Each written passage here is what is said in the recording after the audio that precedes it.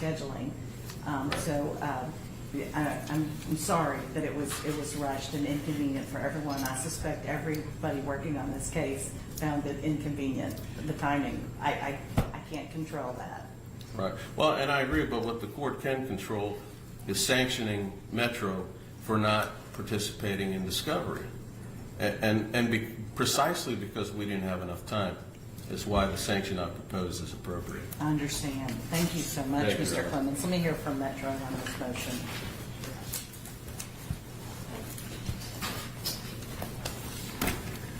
Laura Fox for the Metropolitan Government.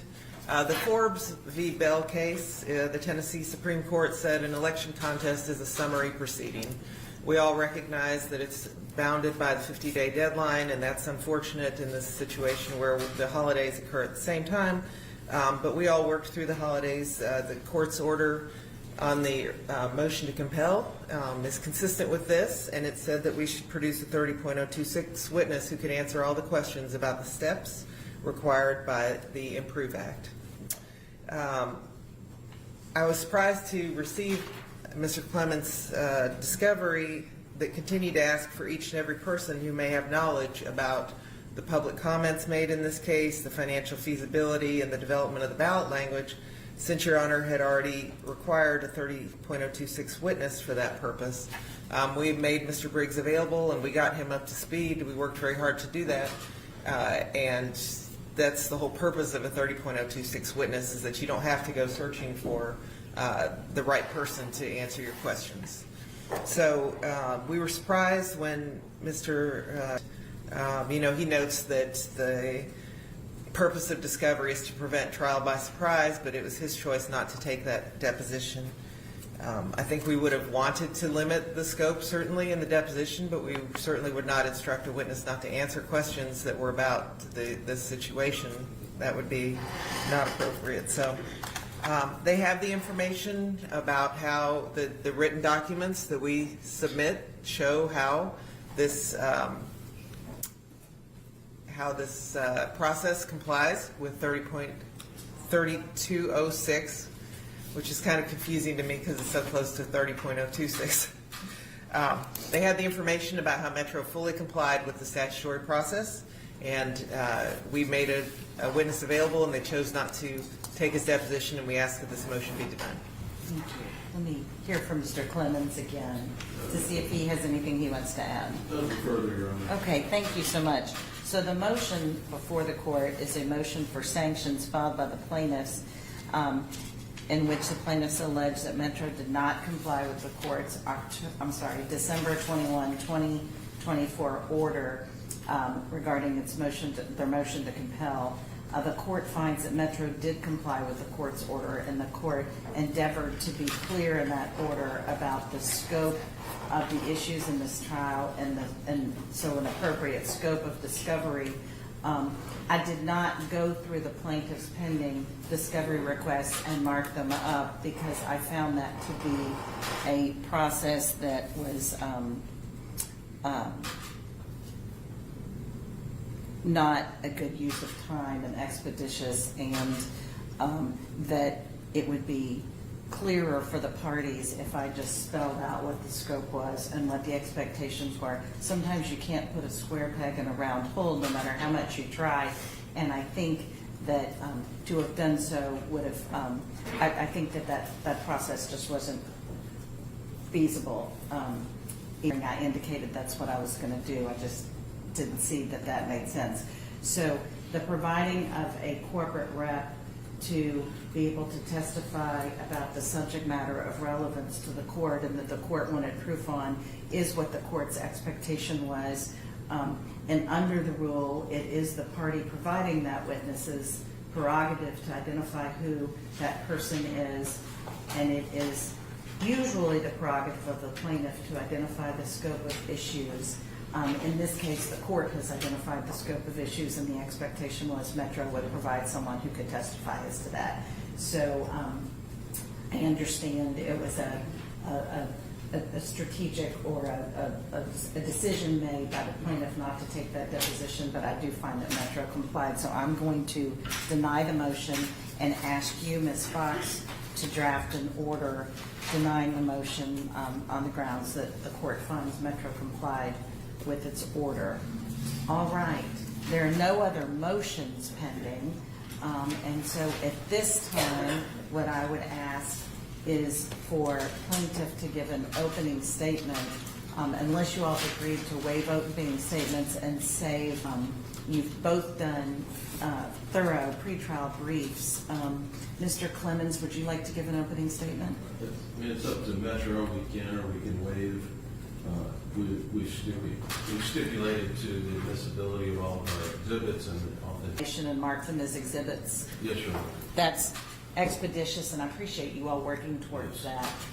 Okay, and it seems to me that maybe once we have the proof, doing closings will be the most effective use of the lawyer's time to set out for the court both the legal issues the court needs to make based on the statute and what the evidence is going to show us as to the issues before the court for proof. That's fine, Judge. Is that great? Okay. So, Mr. Clemens, do you want to start by introducing to the court the exhibits that have been stipulated for admission, and we'll just mark them and enter them into the record one by one? We'll do that, and then once we have those in that are stipulated, if there is witness proof you wish to put on, I think that would be the time to do that. Okay? You want to go through the exhibits, and we'll identify them for the record, and then my clerk will get those from you, and we will mark those into evidence. Yes, Your Honor. The first exhibit I would put into, I would identify, Your Honor, is a transcript of the legislative debate in the Tennessee General Assembly on April 5th, 2017 and April 19, 2017. Ms. Fox and I have agreed to enter these as a transcript as opposed to a video. Okay, and so the dates of those are April 5th of 17, and what's the other date? April 19, 2017. Okay, if you have those, Ms. Chapman, Yes. if you get those, and we'll mark those as the first numbered exhibit. There's two copies. We're going to do that as a collective exhibit, is that right? Yeah, it's one page, but I've given a copy to the court. Oh, okay, it's a pretty brief, I expected more Yes. pages. Right. Okay, so we will mark the transcript from those two dates as exhibit 1.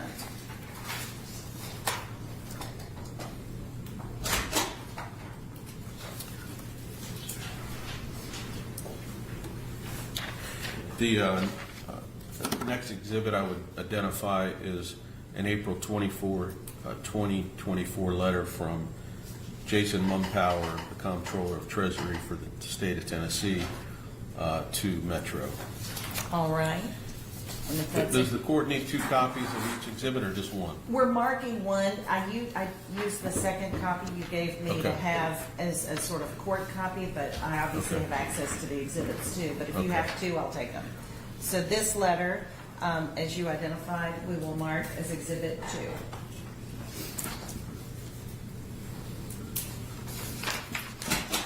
Okay. The next exhibit is a June 27, 2024 press release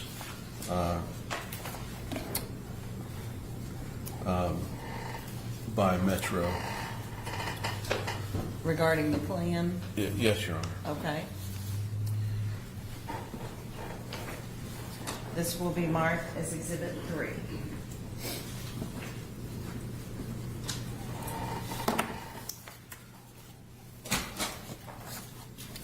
The next exhibit I would identify is a copy of the Metro Nashville Traffic Management Center website.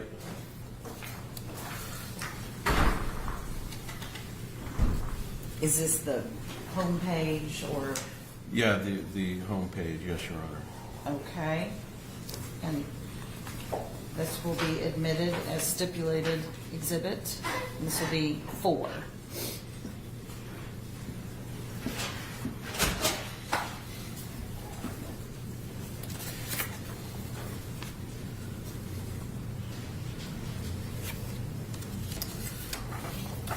The next exhibit I would identify is a summary of the Improve Act as authored by the Tennessee Comptroller's Office.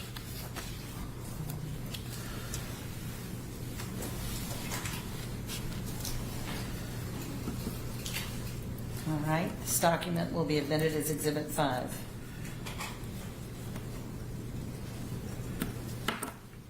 And Your Honor, there's several other exhibits, but Metro, they're basically within, they're on the Metro's exhibit list, so I'll allow them to enter their exhibits into evidence. I don't have any proof other than what. Else that you anticipate coming in will come in through Metro. Yeah, I mean specifically things like the plan. Yes. They're pretty lengthy, so we both decided not for both of us to bring Okay. a copy of the plan, a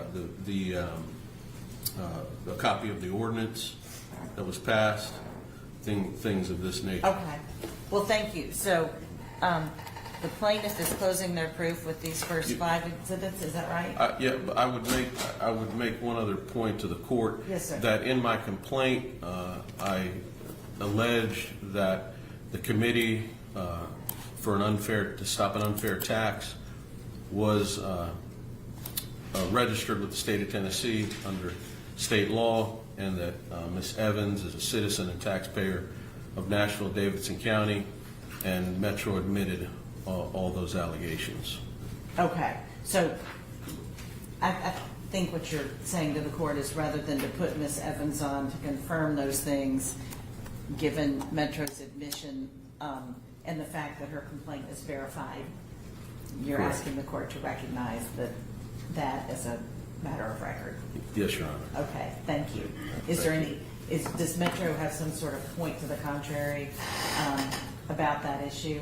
I know you've made a legal standing argument in your pretrial brief, but I think what I want clarification on is, does Mr. Clemens need to put on proof on those facts, or is there some question about Metro's recognition of those facts? Thank you, Your Honor. I do think that Metro responded largely admitting that, but reserving the objection as to whether the plaintiff had satisfied what it would mean for taxpayer status standing. And I assume you for a all would separate argue that, declaration right. action. So we do not concede that standing has been established. Right, but you all concede that the statement in the verified complaint that Ms. Evans is a citizen, resident, and registered voter and taxpayer in Nashville, and that the Committee to Stop Unfair Tax, a single measure committee pursuant to Tennessee Code Annotated 2-10-105 with Ms. Evans as its chairwoman. Yes, Otherwise, I would ask Mr. Clemens to put Ms. Evans on the stand to establish No, I her understand. facts. So we do acknowledge those facts. Okay. We're going to take those as stipulated facts for the purposes of this proceeding. And I was reading from paragraphs 1 and 2 of the verified complaint. So we'll take those as stipulated facts, and there's no need for the plaintiff to put on proof to establish those. Anything else, Mr. Clemens? No, Your Honor. All right, thank you. Well, at this time then, I would ask Metro to put on their proof on the issues before the court in this proceeding as defined by the court in its December 21, 2024 order.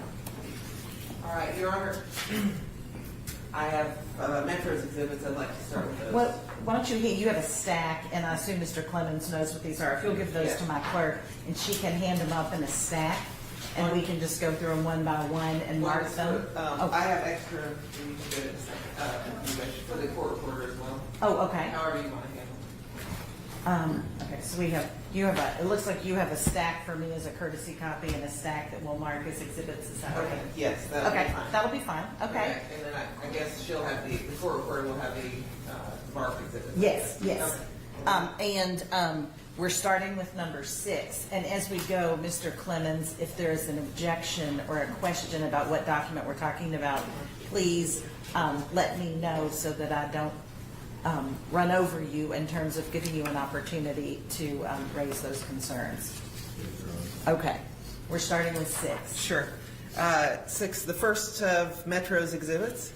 That's the document showing the appointment of a political treasurer for the committee for to stop the unfair tax. Okay, so this is the appointment of political treasurer for single measure committees for the plaintiff entity dated July 30th of 2024, and without objection, this will be admitted as Exhibit 6.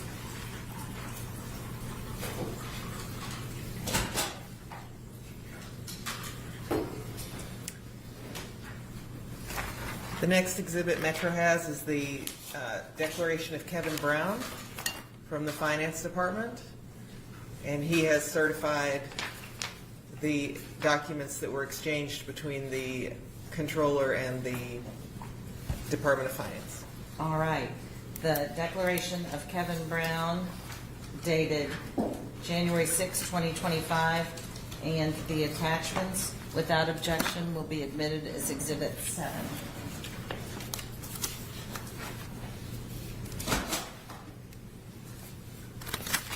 The next one is the declaration of Jeff Roberts, the election administrator for Davidson County, certifying the documents, the agendas and minutes, and the ballot related to putting the transit measure on the ballot. The declaration of Jeff Roberts dated January 6, 2025, and the referenced documents without objection will be admitted as Exhibit 8.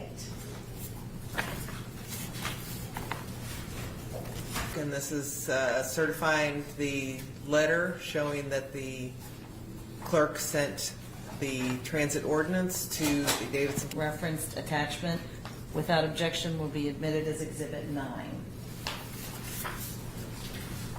There are two more. The next one I have is an Excel spreadsheet.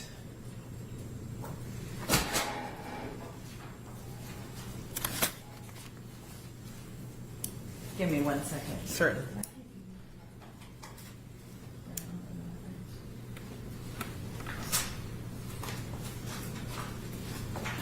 Do I have duplicates in there? I think I have too many copies. I mean, Okay. which is a fine problem. So I'm just gonna, Sure. I'm gonna make sure that I'm not getting the record messed up. All Sure. right. So we're down now to the email exchange. Yes, that's the Department of Revenue. The information showing that the certified ordinance was sent to the Department of Revenue All before right. the election. Okay. Without objection, this admitted as Exhibit 10. All right, and I was wrong when I said I had two, that I was down to my last two. I have two more here. Okay. The next one is an Excel spreadsheet prepared by Mr. Briggs that shows the community meetings that were held. I'm sorry, so what was 10? 10 was the email exchange between the Department of Revenue and Metro regarding, All right, so 10 is the email and 11 is the spreadsheet. is the spreadsheet.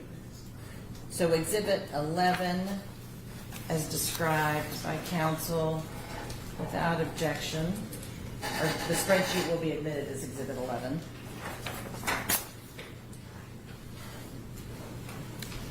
And then Exhibit 12, which I believe is the last one, is the certified copy of ordinance BL 2024-427.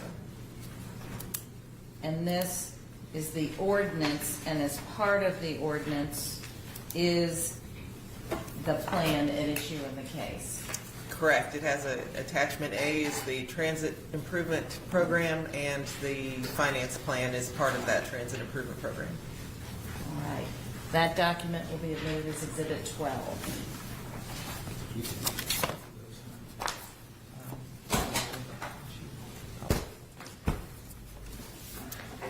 Thank you, Your Honor. All right. So we now have Exhibits 1 through 12. Does Metro intend to put on any other exhibits or proof?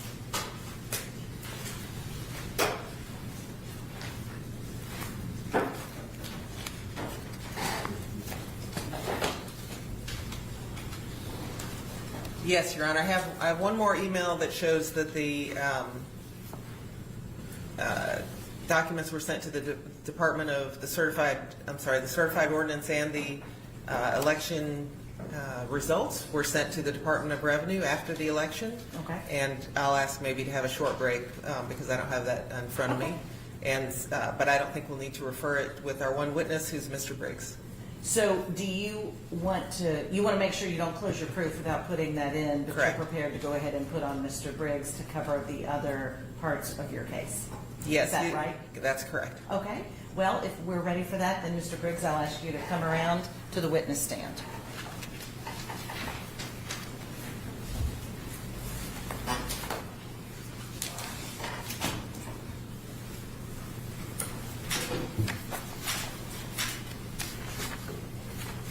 Raise your right hand, please. Do you solemnly swear or affirm that the testimony you're about to give shall be the truth, the whole truth, and nothing but the truth, so help you God?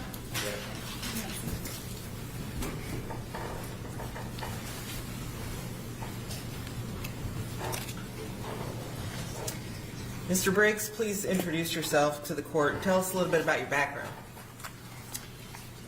Yes, Ms. Fox, thank you. My name is Michael Briggs, Director of Transportation Planning in the Mayor's Office.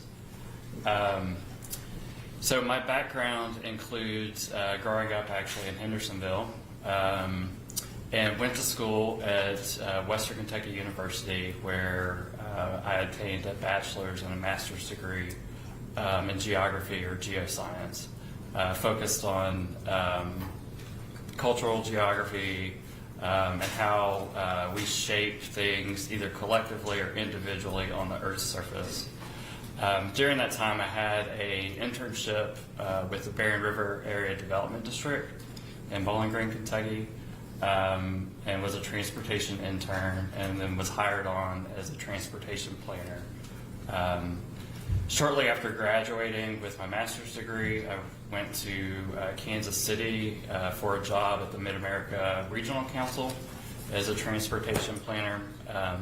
That is an organization that's a council of governments that addresses regional issues, so solid waste, transportation, aging. I was there for 4 years before moving back to the Nashville area. And returned to work in Sumner County as the county planner. So that exposed me to land use planning. And so between my experience in Kansas City and in Sumner County, was able to really understand a lot of the issues that involve transportation and land use planning. I worked on the comprehensive plan in Sumner County and was there for about 2.5 years. Before being hired by Metro to join the planning department. At that time, I was hired as a transportation planner and worked on the Nashville Next general growth plan. That was a 3-year process that was done from 2012 till adoption in 2015. That laid out a vision for Davidson County where we intend to grow, preserve areas of rural nature, and also how this links to transportation. So as part of the Nashville Next plan, there is an element called Access Nashville 2040 that is the transportation element. And so that triggered updates to the major and collector street plan during that time frame, and updates to the community plan. Following that, I was also involved as part of a team to update the In Motion Transit Plan that was completed in 2016. MTA, Metro Transit Authority, worked on that both at the local level and then also in their capacity as the regional transit authority. Looking at public transit across Middle Tennessee. Another update that followed was the walk and bike plan, completed in about the 2017 to 2018 timeframe. That looked at walking and biking infrastructure in Davidson County and how all of these pieces connect together to make a multimodal transportation system. I left Metro Employment as the manager of multimodal transportation planning in 2019 and joined Vanderbilt University as an assistant director in their transportation and mobility office, and then promoted to director during that time. I was asked in late 2023 to help with potentially exploring a transit referendum in the mayor's office. And so Vanderbilt allowed me to work on this project then for the past year in 2024, working as the Director of Transportation Planning in the mayor's office. And who did you report to in the mayor's office? The Chief of Staff, Marjorie Pomeroy Wallace. Okay, can you repeat that? Chief of Staff, Marjorie Pomeroy Wallace. Let me ask you about your time with Metro. Were you involved in the 2018 transit plan and that referendum? Yes, I was. What was your involvement in that? So that, similar to this past plan, it involved departments working together. So being with Planning Department at the time, was also working with Public Works and MTA on a team to help develop that plan with then Mayor Berry at that time. I went to a number of community engagement sessions as part of that plan and helped do some of the education on the components of that program. Did you present at community meetings on that plan? Yes, I did. So tell me about when you came back to the mayor's office as Director of Transportation Planning. What were the first steps that you took? Yes, so it wasn't 100% certain that we would pursue a transit referendum, just given the timing and priorities of the office. When I joined in January of 24, we had a recommendation from one of the 3 transition committees that had been developed to inform some of the priorities for Mayor O'Connell. The How Nashville Moves Transition Committee had made a recommendation to pursue the referendum on the fall ballot. After that recommendation, WeGo or MTA began looking at what had been done in the past and had gotten HDR, which is an engineering firm that works on transit programs across the country. They also do a number of other infrastructure and capital project planning in cities and states across the country. They had brought HDR and InfoStrategies, which similarly does financial plans on transit programs across the country. Hired to look at this. Then when I came in January, we began looking at all the past work that had been done, going back to Nashville Next, all of the plans, the touch points that have been made with the community to really ensure. Yeah, so when you look back to Nashville Next that began in 2012 and had a 3-year community engagement process, that was adopted in 2015 and began to be the basic framework for how the city envisions growth and development, preservation, and then how those areas that are anticipated to grow will be linked together. So there was a series of plans both then at the county level, also at the regional level.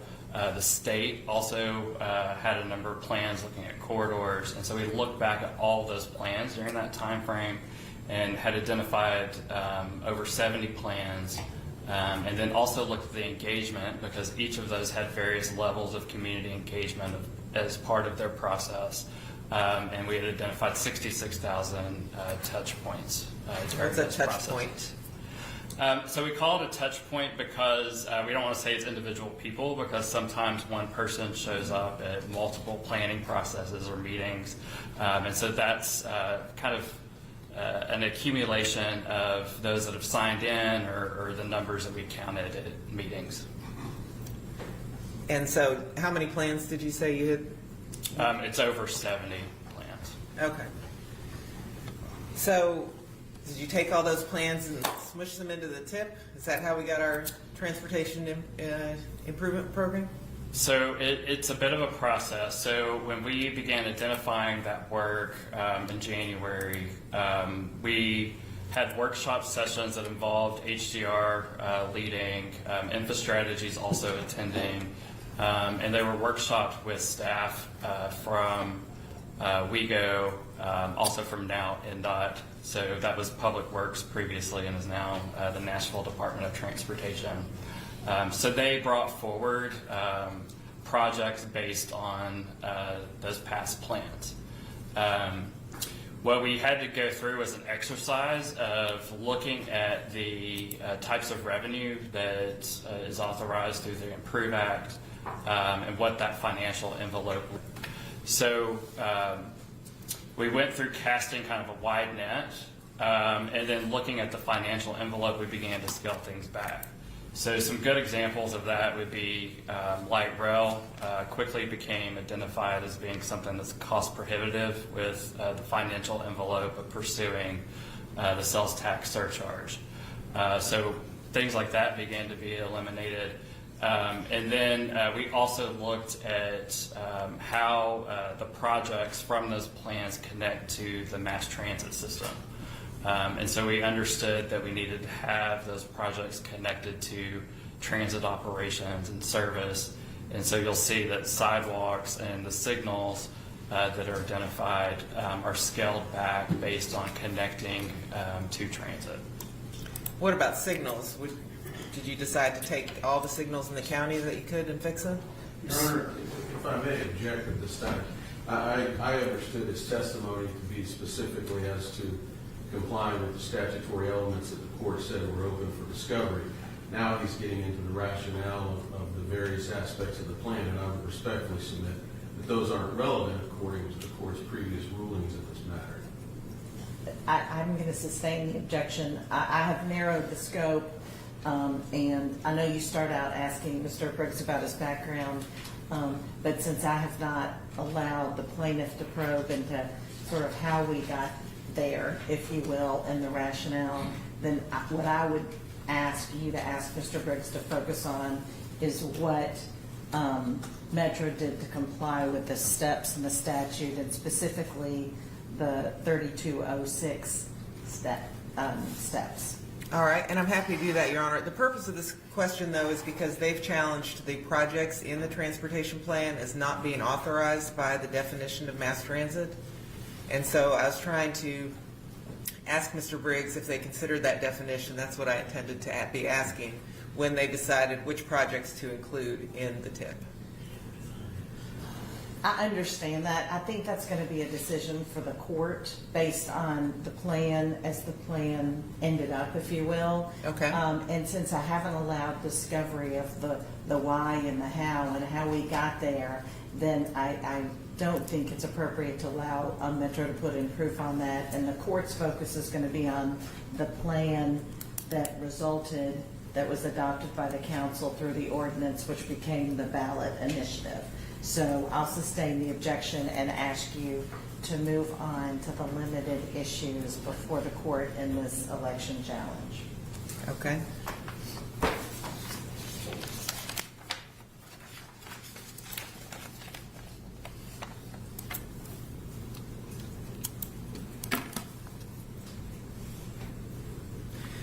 I guess my next question was going to be a question that the plaintiffs have suggested, that the 2018 plan was focused on mass transit, and this one is not.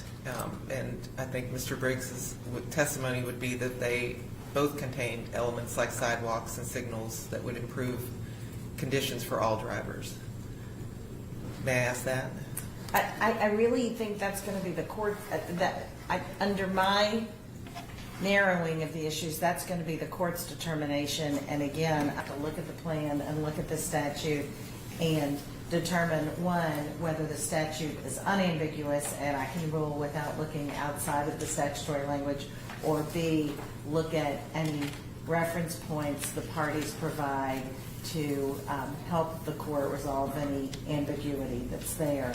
So the plan is the plan. It is the plan that was proposed and was adopted by the council and was the basis for the ballot initiative. So I am most interested in hearing whether Metro complied with the steps to get the plan onto the ballot. All right. Well, may I show the witness the law itself? Yes, yes. It's a Okay. good checklist, if you will. That'll be our roadmap. And you've handed 67-4-3206? That's correct. Okay.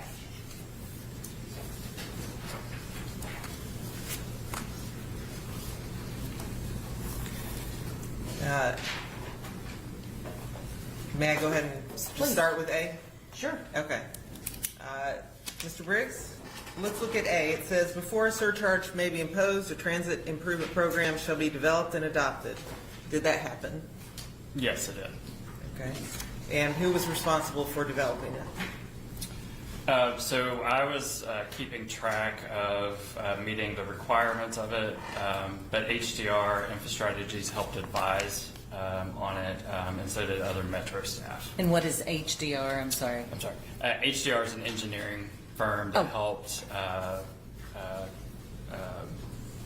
compose the tip. Okay. Good. B says, a transit improvement program must indicate and describe in reasonable detail the public transit system projects and services to be funded and implemented under the program. Does the plan do that? Yes, it does. How does it do that? Would I be able to get a copy of the Let me plan? hand you, can you hand me, do you want Exhibit 12, the plan itself? Yes. Okay. Let me hand that to you. Thank you, Your Honor.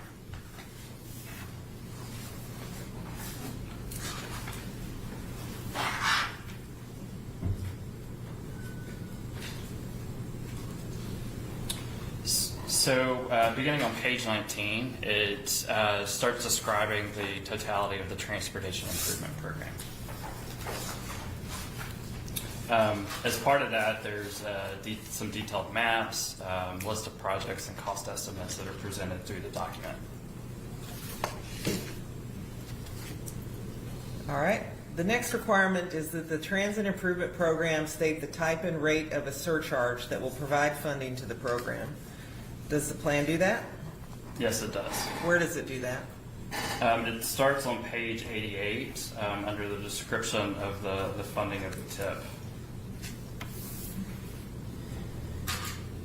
Section C2 says that the plan shall state when a surcharge will terminate or the date or conditions upon the surcharge, which the surcharge will be terminated or reduced.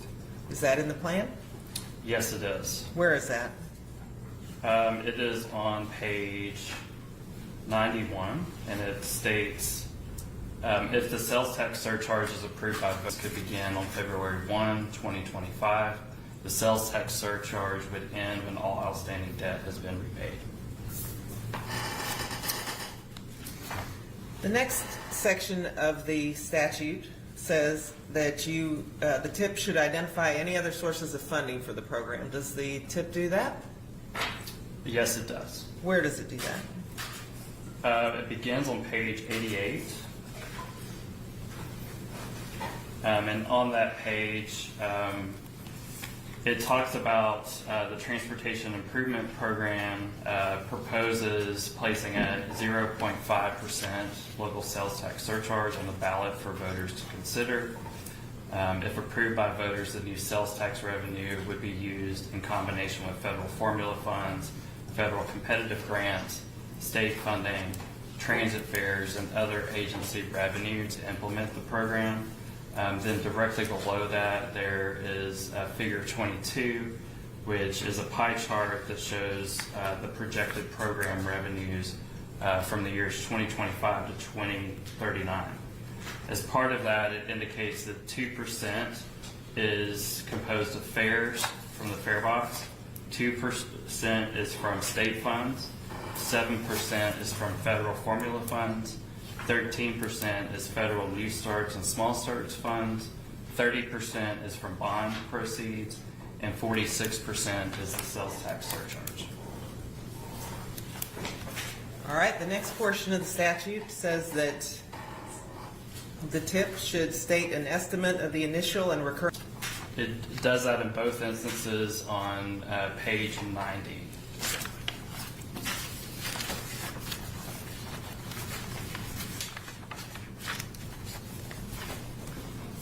So that is under the section entitled tip costs, and it has a breakdown by the 6 categories of the program. It provides a total for the initial cost at $3.096 billion, and the recurring cost is $111 million. Now, C5 says that the TIP should identify the implementing agencies responsible for carrying out the program. Does the TIP do that? Yes, it does. Where does it do that? It is on page 92. And so it is the second paragraph, beginning with NDOT and WEGO will be the implementing agencies responsible for carrying out the program. Other metro departments will need to be engaged on various corridors, including planning, information technology services, water, Nashville Electric Service, and others. The Tennessee Department of Transportation will also be a critical partner, and in some cases an approver along many of the corridors. All right. Section C6 says that the geographic location of the public transit system projects should be identified in the TIP. Is that done in the TIP? Yes, it is. Where is that? So it's on the tip beginning on page 26.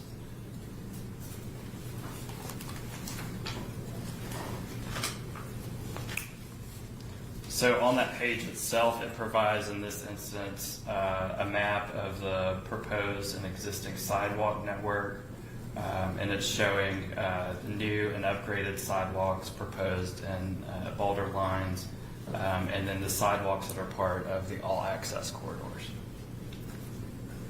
Is there a map identifying any other aspects of the program? Yes, there are. Can you tell me about those?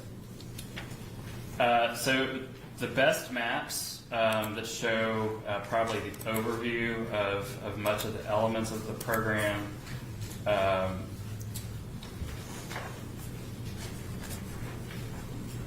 located on page 42, figure 8, which has the proposed all-access corridor projects.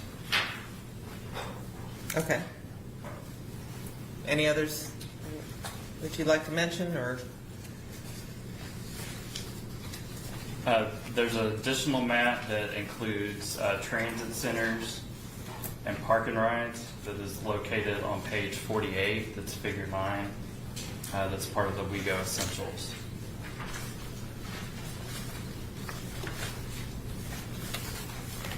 And then there is another map on page 60. That's the WEGO Service Enhancers. That is figure 11, page 62, that's figure 12, and figure 13 on page 64, figure 14 on page 66, figure 16, and identifying the park and ride facilities and the regional connections, figure 17, indicating. Can you give me WEGO. page references Oh, I'm if you sorry. can? That's okay. Sorry, Your Honor. 16. Figure 16 on page 71. All right. Page 74, the WEGO Star upgrades. It's figure 17.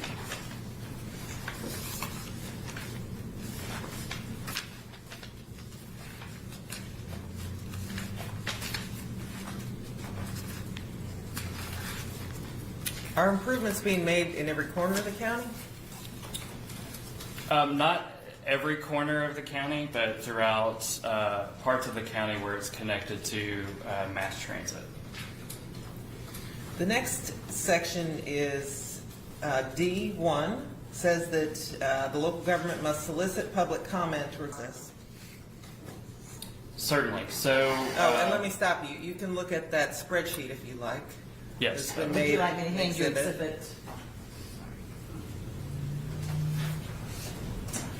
11? Is what I'm handing the witness. Thank you. Sorry, please go ahead now. Yes, Ms. Fox. So we began tracking the meetings we were having, talking about the TIP, either in individual meetings requested by residents, businesses, but then also with council members, and then opportunities where we had existing committee meetings and could get on the agenda. So you'll see in that exhibit 11 that we started tracking those meetings beginning February 1st because we began having some certainty that we were proceeding forward with developing the TIP. Two things happened. Two committees actually met in February. A community advisory committee began meeting and a technical advisory committee. So the community advisory committee had representatives with different perspectives from across the county to help us talk through the program, some of the major elements and components of it, and how we talk about that with the community and reach out to the community on educating about the benefits of the program. The technical advisory committee was a sounding board with some folks that had past experience that had either worked on past plans, worked on the 2018 plan, or had interest in regional and local transit. So we had several of those meetings beginning in February, March, and into April. Those were more workshop meetings so that people could see the discussion. We had learned from past processes, particularly in 2018, that when things like that were done in terms of including certain types of projects, that there was a lack of understanding as to how we got there with the plan. So we wanted that to be transparent and to see some of the debate that was happening. So residents could attend those. We had that posted on the website. We also broadcasted that on the Metro Nashville network and as part of video streaming and cable as well.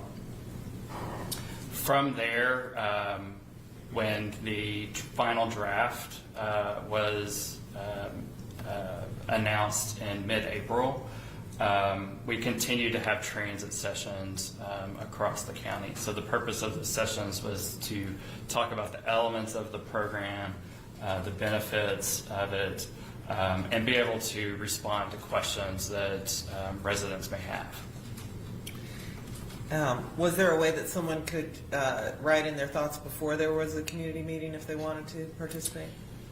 Yes, so late January, we had had a portion of the mayor's office website that outlined the process that we were pursuing and alerting residents that this was underway. And we provided at that time an email, the transit@nashville.gov web address, so people could ask questions or send in any concerns. Do you know how many community meetings were held on this? So we had over 300 individual meetings. I believe we did 225. Let me double check.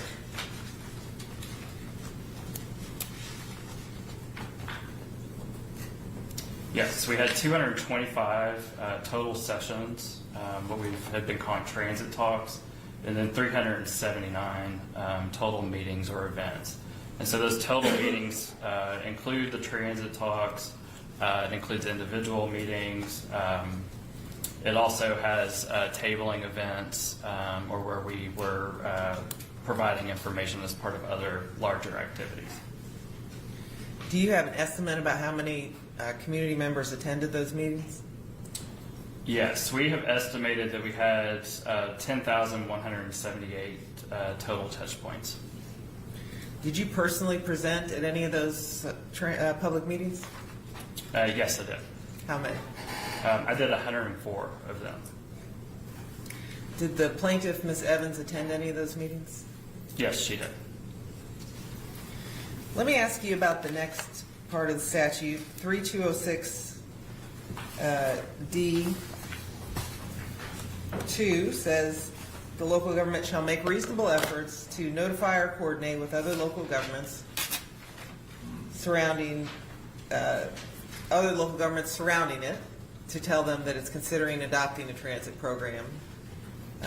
Did you do that? Did Metro comply with that portion, and if so, how? Yes, I did. And we did that in several ways. So one was a presentation to the Regional Transit Authority Executive Committee. So we presented to them the details of the TIP. They also had a follow-up meeting of the RTA board that endorsed the TIP. And who sits on the RTA board? It contains county mayors and representatives from across Middle Tennessee. So it's as far northwest as Montgomery County, Clarksville, to the southeast, Murfreesboro, Rutherford County. So it's mostly counties immediately around Nashville, but a little beyond that. All right. Were there any other meetings to let other local governments know what was going on? Yes. We also, I presented to the Greater Nashville Regional Council, which is the regional council of governments for the area. Their geographic scope surrounds Nashville and a few more counties to the west. As part of their regional council meeting, I presented information on the TIP, and they also endorsed that at that time. Then we also presented, I presented at the Williamson Inc. In Franklin, Tennessee, which is the local chamber of commerce there. I was able to answer questions.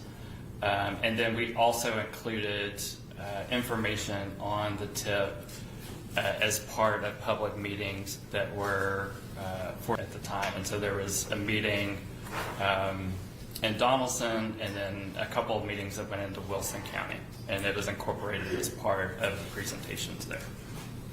And maybe so this, did you say who is in the GNRC, or what does that stand for?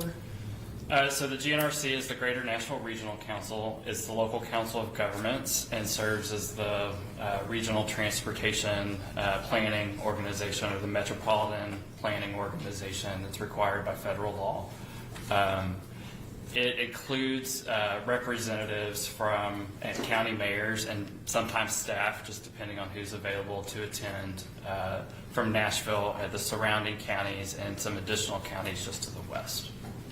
So who would be included? Sumner County? Yes, Who ma'am. else? So some other counties that would be included would be Sumner County, Robertson, Wilson, Williamson, Cheatham, and Rutherford, immediately around Nashville. Was there any coordination with the state? Yes, there was. What was that? So we met with Deputy Governor and TDOT Commissioner Butch Ely. Also, Governor Lee was in attendance at that meeting. That involved Mayor O'Connell, Steve Bland, the CEO of WeGo Transit, Brad Freeze, assistant engineer at NDOT, and myself, and then also several other TDOT staff members.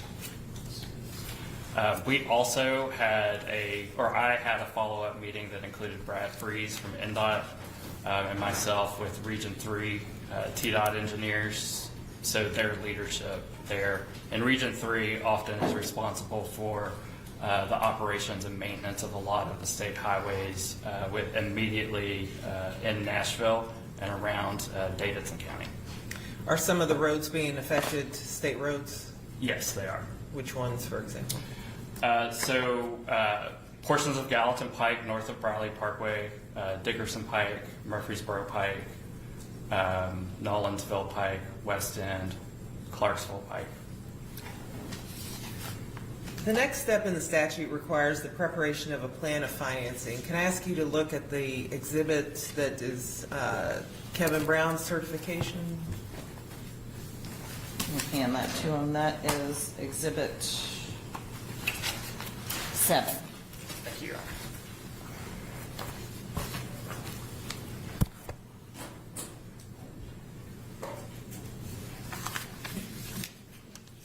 Department of Finance. Do you know why those letters were exchanged?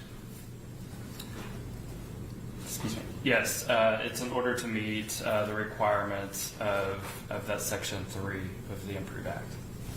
Do you know if the controller approved the selection of Kraft PLC? Yes, he did. Do you know if the controller approved the procedures to be used by Kraft PLC? Yes. Do you know if Kraft found the finance plan to be financially feasible? Yes, they did. What was done with the finance plan that Kraft approved? So we had the draft of the tip posted on the website. So when we received the letter from Kraft, we posted that letter and the financing plan on the website as well, and that became Appendix A of the tip document.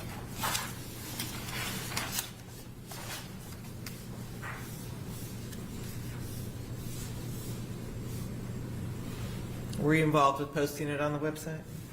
Yes.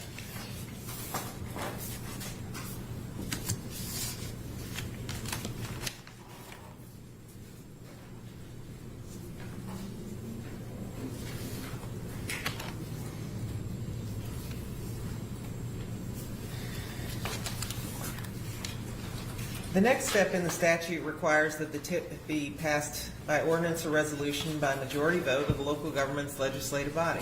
Do you know if that was done? Yes, it was. How was it adopted? By ordinance or resolution? It was adopted by ordinance. Okay. Were you involved in that process? Yes. Tell me about that. Yes, so there were 3 readings at Metro Council. As part of preparing for those readings with council, we had a long work session with the Transportation and Infrastructure Committee of the council. We had another session with the Budget and Finance Committee, and then also the Planning and Zoning Committee. What was the first committee? I'm sorry.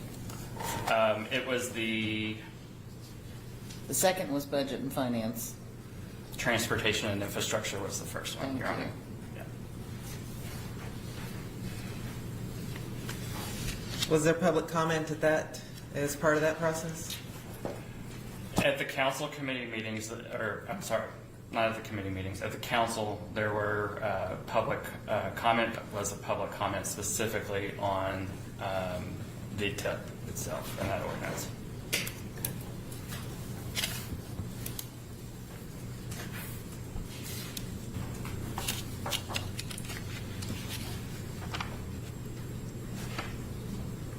Did the ordinance contain the ballot language? Yes, it did. Was this the exact ballot language that was placed on the ballot? Yes, it was.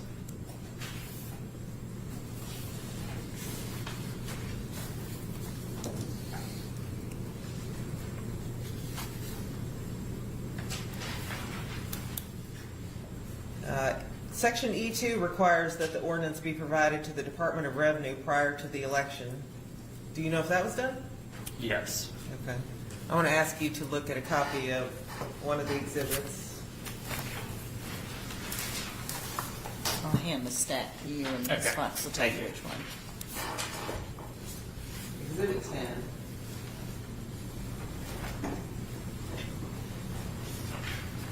10. Can you identify Exhibit 10? Yes. What was that? So that is an email exchange from Ms. Fox, from you, to me, indicating that the ordinance had been sent to the Department of Revenue and that a hard copy was also being sent.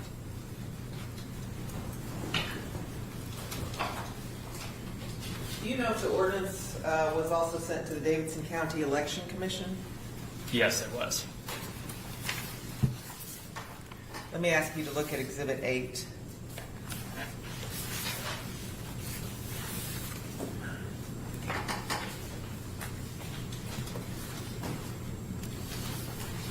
And Exhibit 9. Let's look at Exhibit 9 first. Okay.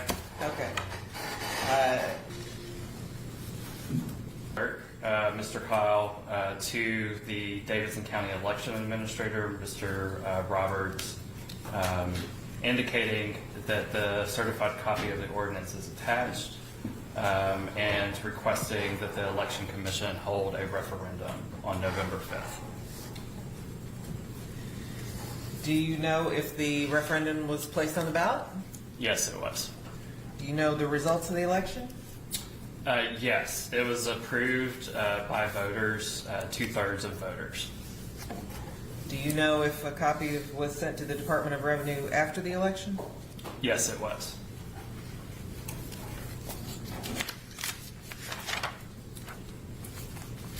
Your Honor, I think that's all my proof, but let me look at my notes for one moment, All if I right. may.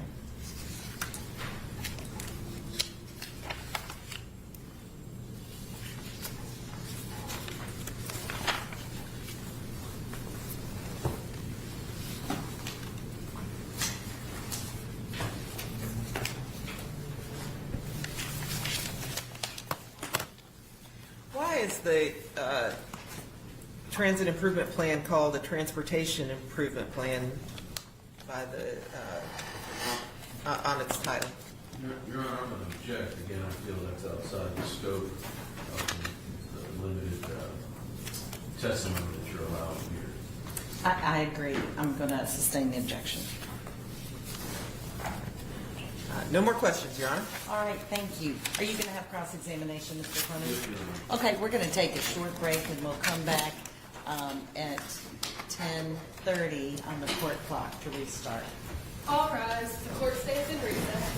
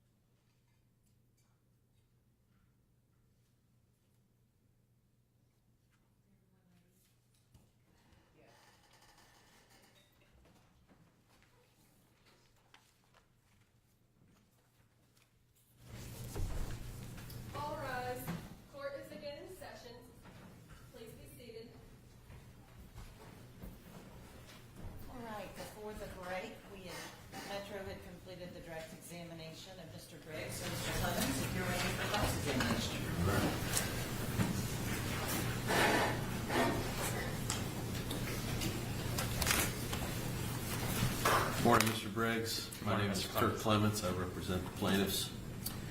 Just a few questions for you here this morning. You gave some testimony regarding these public comments. Is it fair to say that you didn't provide notice as required under the Open Meeting Act for all of these meetings?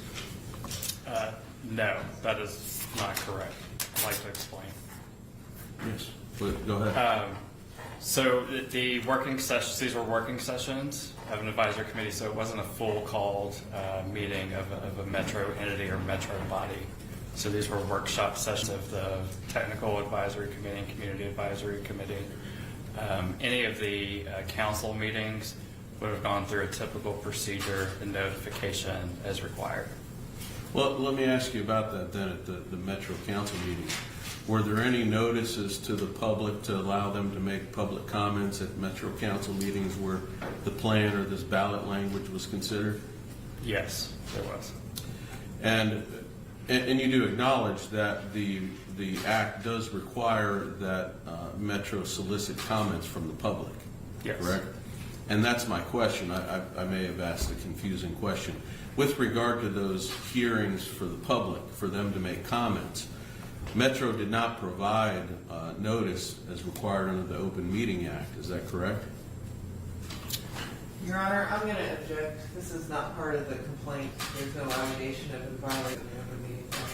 What's your response to that, Mr. Clements? Your Honor, I would say that he testified as to the fact that 10,000 people commented on this. I mean, I would note that there's 700,000 to 800,000 people in the metropolitan area. So I'm trying to find out why, or present to the court why there were so little comments on this plan, even though the statute requires that they have to solicit public comments. You can't solicit comments unless you give some kind of notice that there's going to be an opportunity to give a comment. So there's not an Open Meetings Act claim or a claim of a No, there's violation. not. However, There's not. I think it is fair game for you to ask about the process involving an allegation of an Open Meetings Act violation. So I agree. I'll give you some latitude in asking about that process, but I don't think it is relevant under the claims whether or not the act was complied with. Or there's not a claim that it wasn't complied with, I guess is I a agree. better way to say that. Let me ask a better Okay, question. all right, Try the third time here. okay. Really, what I'm trying to ask, you're familiar with the Open Meetings Act, obviously. Yes, not an expert on it, but yes. Right. Okay. So you would agree then, and I understand there may not have been technically meetings as defined under the Open Meeting Act. I'm trying to determine the type of notice that was provided to the public for these comments. Was it equal to the notice required under the Open Meeting Act? So we provided a schedule of the advisory committees on the website. So that was on there. That also had the ability for the public to comment through the transit at Nashville.gov inbox. Then as we got going with the transit sessions, we also listed that on our website as well. And that, in fact, that is how some of Ms. Evans and others found out about attending some of those meetings. Your Honor, I object to him testifying as to how Ms. Evans got notice of the meeting. I'll sustain the objection. You can continue to explain. So the question was, what types of notice were given to the public, and were they equal to the Open Meeting Act requirements? Is that the question? Yes, Your Honor. Thank you. And so you were explaining about the schedule on the website, That's how many people were finding out about how we were presenting information about the tip. That was maintained all the way through the election day. I'm sorry, the last part. That was maintained, so us putting the schedule of events that we were at and presenting in the transit sessions about information on the tip was maintained through election. Comment, is that correct? I attended 104 meetings that were transit sessions that we were presenting information about the tip. And this spreadsheet, which is Exhibit 11, I guess my first question is, isn't it true that the TIP in its current form was not announced until May of 2024, correct? It was posted mid-April. Okay, mid-April. And you would agree with me that Exhibit 11 includes meetings prior to mid-April, correct? Correct. So, and this number you've come up with, 10,078 touches, as you've called them, how many of those occurred after the draft was posted for public view? I can't quickly answer that without adding up in the spreadsheet. Well, so you got that number from adding, the 10,000 number, you got that from adding all these numbers? That is in Exhibit correct. 11. Yes, Okay. from February 1st.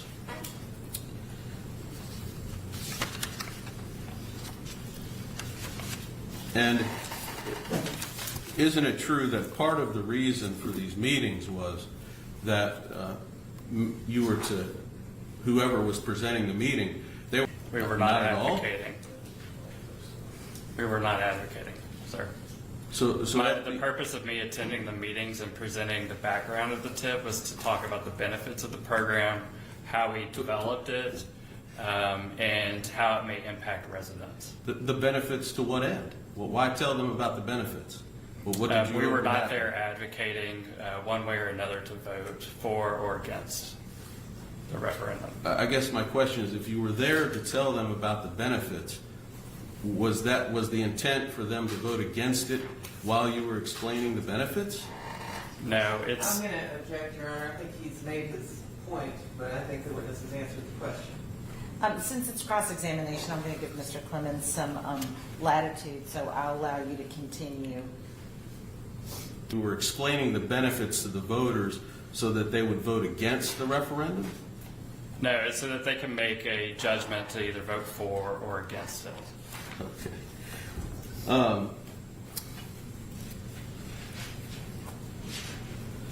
And at these meetings, you explain the various aspects of the plan to include sidewalks, signals, bus stops, affordable housing. Is that true? Yes, but I'd like to explain what those elements are. Well, I mean, I don't. If you'll just answer, and then Ms. Fox can follow up and give you an opportunity to get more fully into that. Yes. And well, let me just ask, and we're explained to the public. Is that correct? Yes.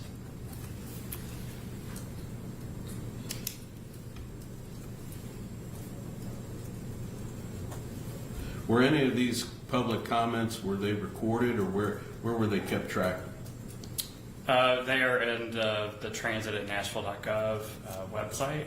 And then also the advisory committee meetings for the technical and the community advisory meetings were recorded and online. Okay. And is it fair to say also regarding these 10,078 touches, you can't say that that's, each one of those are different. There are some meetings where you would see the same people attending, correct? Yes.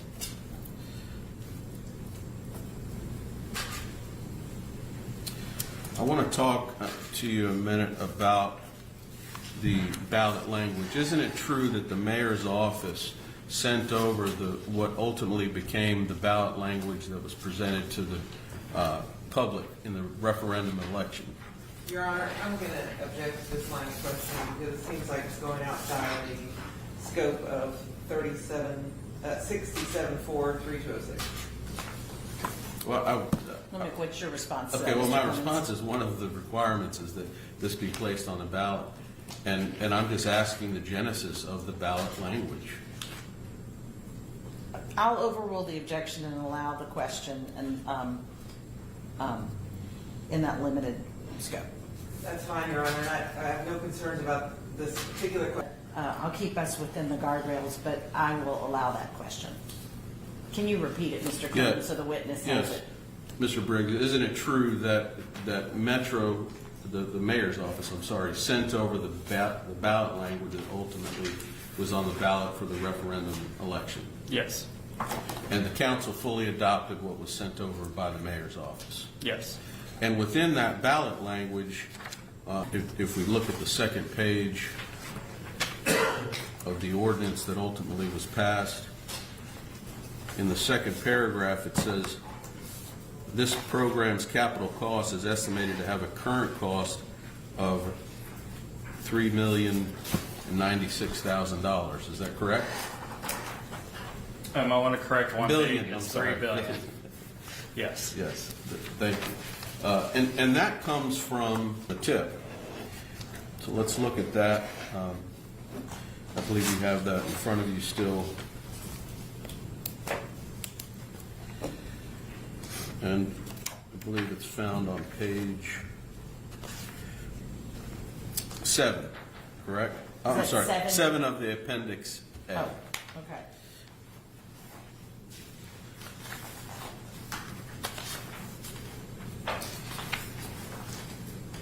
Yes, that's correct. And we look at the next page, and the actual cost is $6.9 billion and some change, correct? Yes.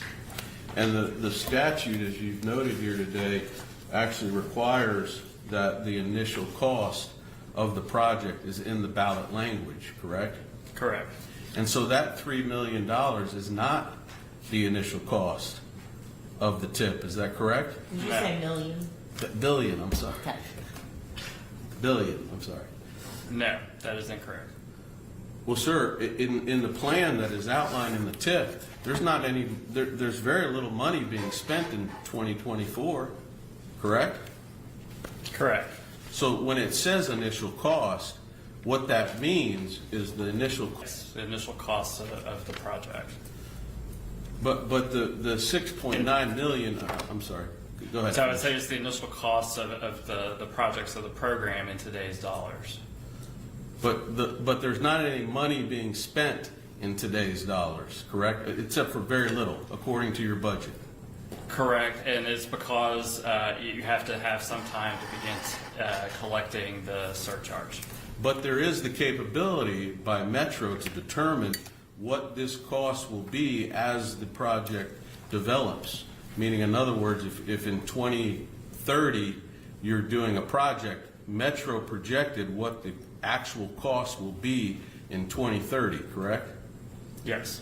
And that's how you came up with the 6.9 billion, correct? Yes, that's And contained in there. so the initial cost really is what's the projection of the cost, because things change, right? You have an initial cost, things get added, or there's overruns. That's what the initial cost means, correct? No, it's usually intended to be in today's dollars. So when you're talking about capital projects that are being programmed in a lot of different programs, it's usually presented in today's dollars. So that inflation and time to complete the projects.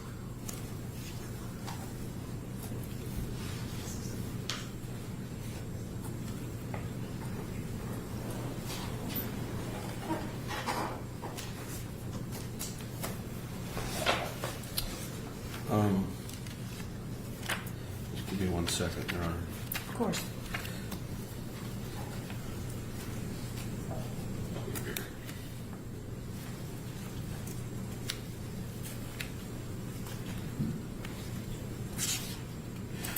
So, with regard to you testified about Craft CPA. Sent to Craft CPA to be determined to be financially feasible, is that correct? Yes, sir. All right, those are my questions, Your Honor. Thank you so much. Ms. Fox, did you have redirect?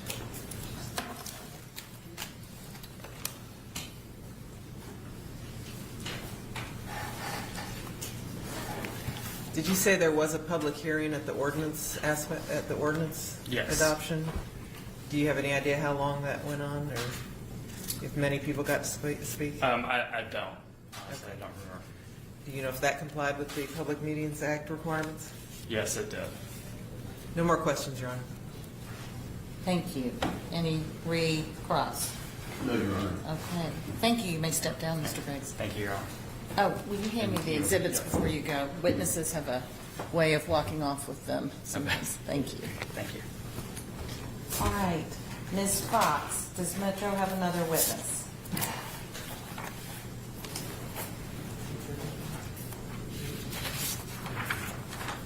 No, Your Honor, we close our proof. All right. Mr. Clemens, do you have any rebuttal proof on behalf of the plaintiffs? Ms. Fox, you had told me there was some email that you wanted to get in that you were going to locate. Mr. Briggs testified to it. Okay, so I'm thank not you. concerned with that. Thank you for All right. asking.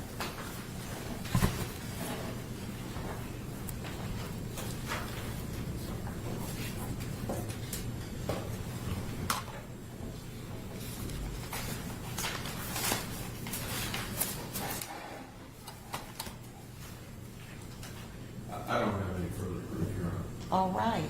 So we will close the proof in the case.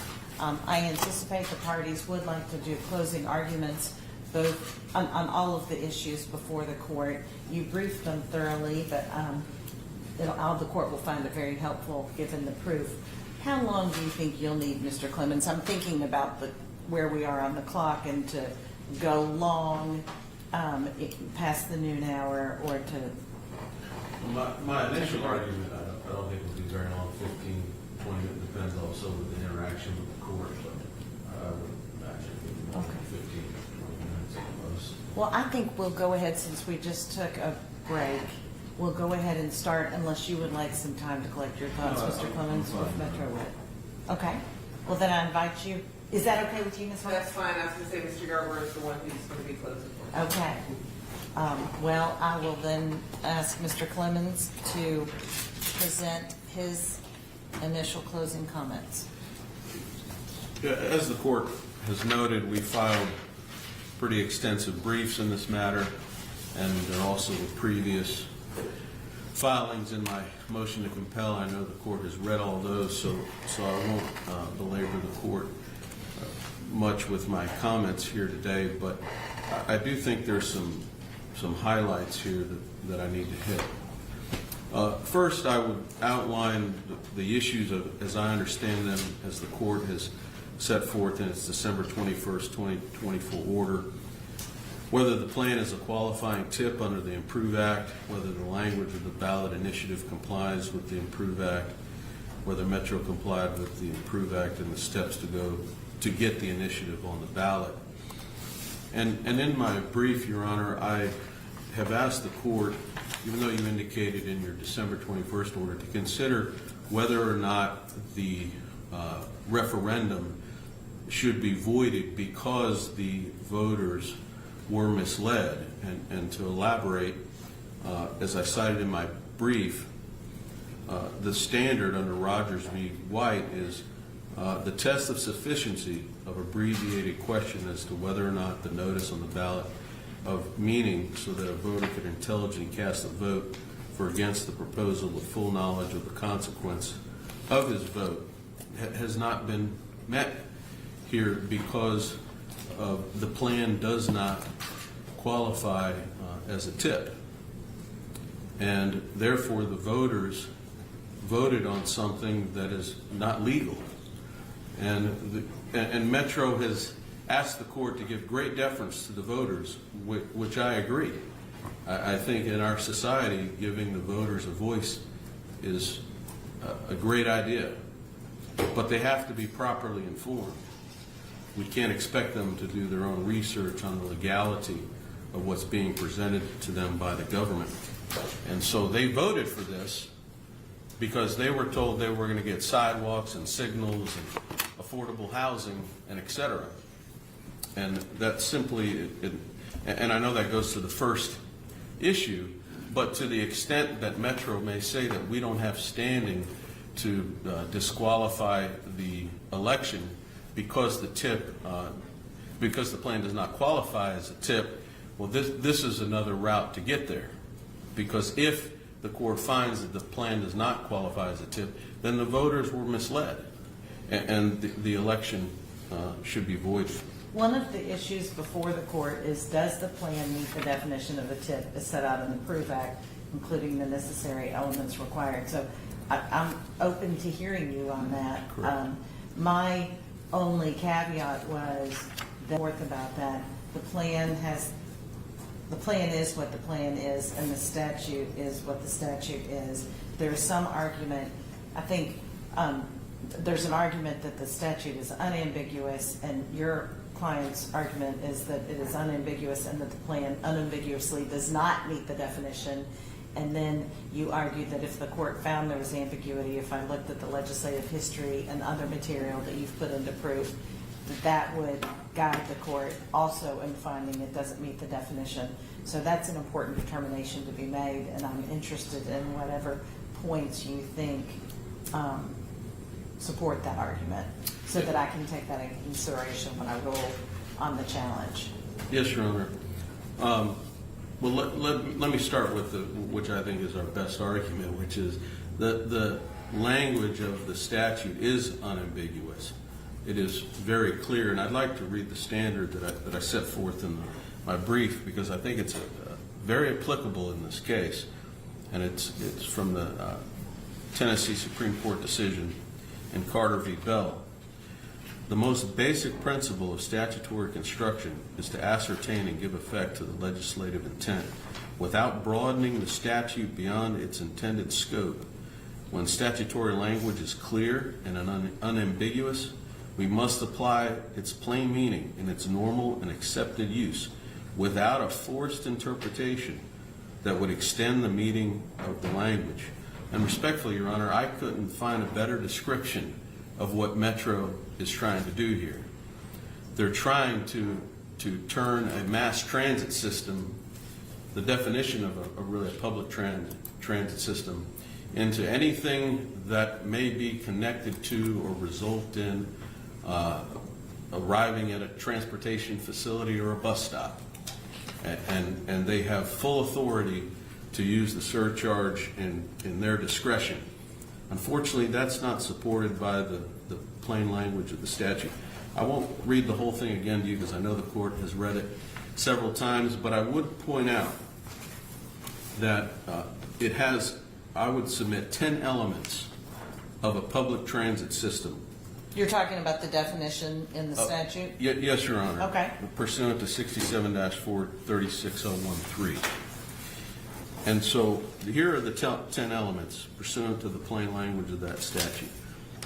Buildings, structures, appurtenance, utility, transport support facility, transport vehicles, service vehicles, parking facility, any other facility, structure, vehicle, or property needed to operate the transportation facility, or any other facility, structure, vehicle, or property needed to provide connectivity for the transportation facility to any other non-mass transit system transportation infrastructure. So those are the 10 elements, I would respectfully submit, those are the 10 elements of a mass transit system. But there's one other important qualifier in the statute, and it's this. It says public transit system means any mass transit system intended for shared passenger transport services to the general public. So I would respectfully submit that eliminates sidewalks, because there's no passengers on a sidewalk. If we accept Metro's theory of what this definition means, then you could have a tip that only involves sidewalks all over the city. And that simply doesn't make sense. This is clearly for vehicles that have multiple passengers, that's open to the public. And that does not describe a sidewalk. What Metro one other thing, Your Honor, before I get on to Metro's arguments. I would refer the court to the doctrine of egestum generis, which means of the same kind of class. And that's found at Saley v. Barrett, 171 Southwest 3rd, 822, and that's a Tennessee Supreme Court case from 2005. And what this doctrine says is, this doctrine of statutory construction, where general words follow the enumeration of a particular class of things, the general words will be construed as applying only to things of that same general class as those enumerated. In other words, where it clearly appears that the lawmaker was thinking of a particular class of persons or objects, his words of more general description may not have been intended to embrace any other than those within the class. So if we apply that to these 10 elements that I've outlined from the statute, sidewalks and highways and roads don't fit in any of those classes, any of those elements. What they've tried to do, Your Honor, is take the term facility and say that sidewalks are a facility. Well, with all due respect, that's one of those strained interpretations that the Supreme Court warned us of.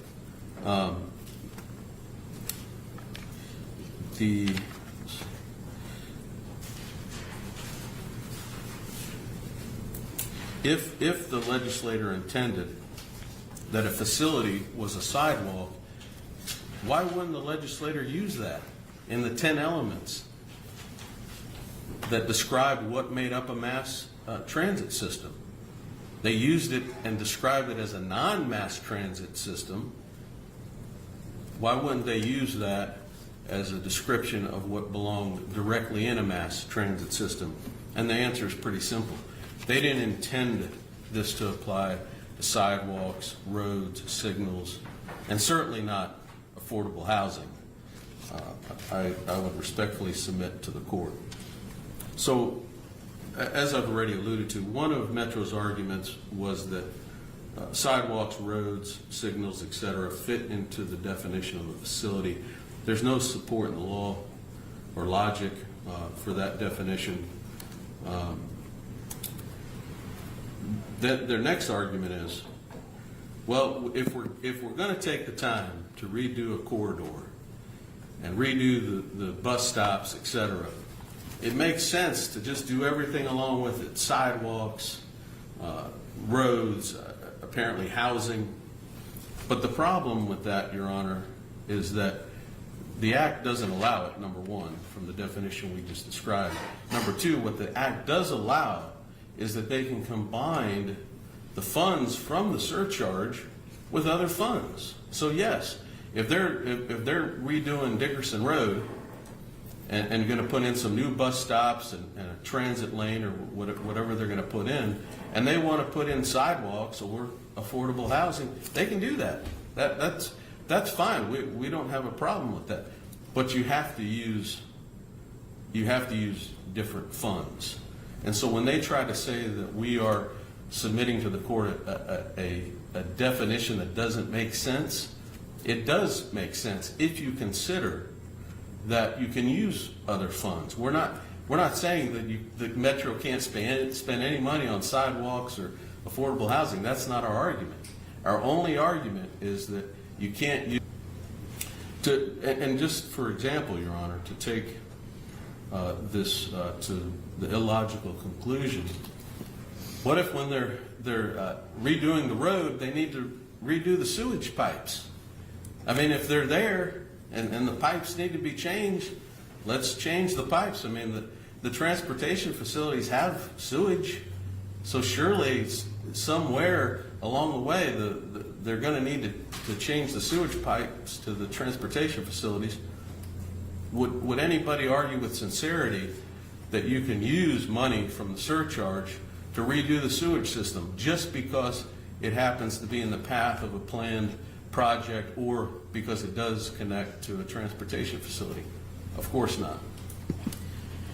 And so we would respectfully submit that under the plain language of the statute, that sidewalk signals, and really what I put in my brief was about 84% of the planned projects, and that's in the current cost, are plans that do not qualify as public transit system projects. And even, but Your Honor, I would respectfully submit, even if it's only 10 or 15%, it still is not qualified under the TIP. And so that, because, and this goes to my initial point, Your Honor, the people approved the plan as presented to them. You can't then say, well, we're going to take out 10, 15% of it.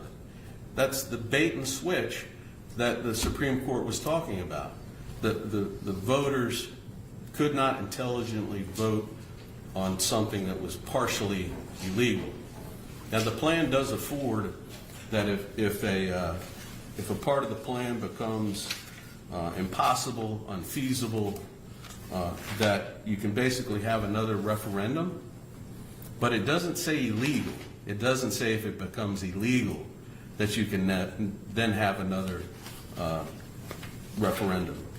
So I would respectfully submit, if this court finds that even a portion of this plan is illegal, the entire plan, or really more importantly, the election should be determined to be void because the voters were misled as to what they were voting for. That's precisely why the statute requires back to the voters and say, let's vote again on this.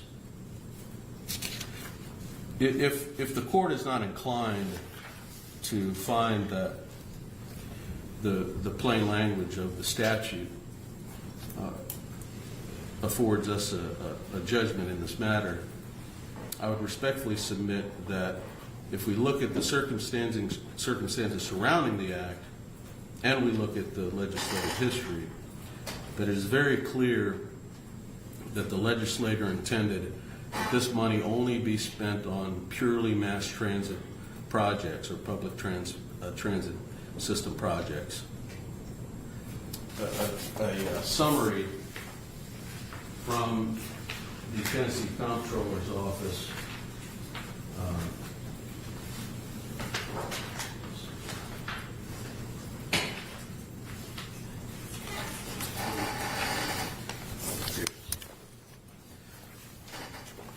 which when it was passed in 2017, the Tennessee Comptroller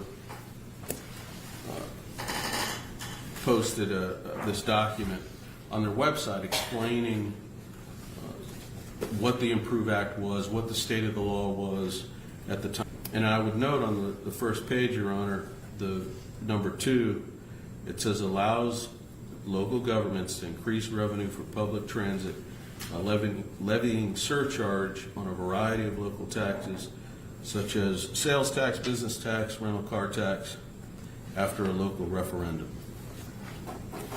And I don't think there's any dispute about that. I think the dispute is, what does a mass transit system mean?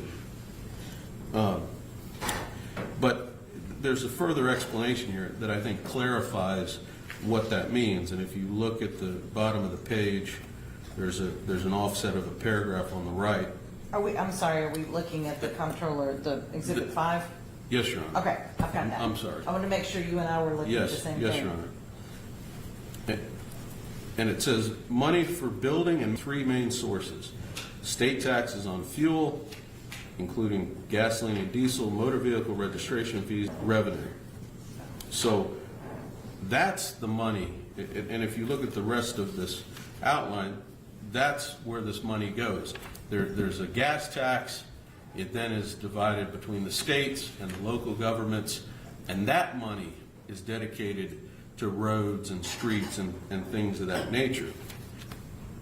And I think what's maybe gotten lost in all this is that the point of the purpose of the Improve Act was really to get rid of sales tax on food, but increase the tax on gas and diesel so that it would generate more revenue specifically for roads, both at the state level and the local level. I believe it identifies in here that it was supposed to address 926 road projects that needed to be completed throughout the state. And so this local surcharge option was a way to give the local governments, specifically those that had higher populations, the opportunity to, they have the money for the roads, but they need money for their mass transit system. So this gives them additional funds. That's outlined in the legislative language, which I believe is Exhibit 1. Your Honor, Representative Barry Doss was one of the representatives, and he outlines very clearly when he's asked these questions about the local surcharge that it's for mass transit issues. That's the purpose of the local surcharge option. So if we take the context, well, first we take the problem it's trying to solve. There's a lot of road projects that need to be completed. That's the problem the Improve Act was trying to solve. Additionally, as Representative Doss noted in his comments, the state was getting a lot of complaints or questions about how they can resolve mass transit issues. And the solution was give these larger counties the opportunity to raise taxes and specifically use that money for the mass transit system.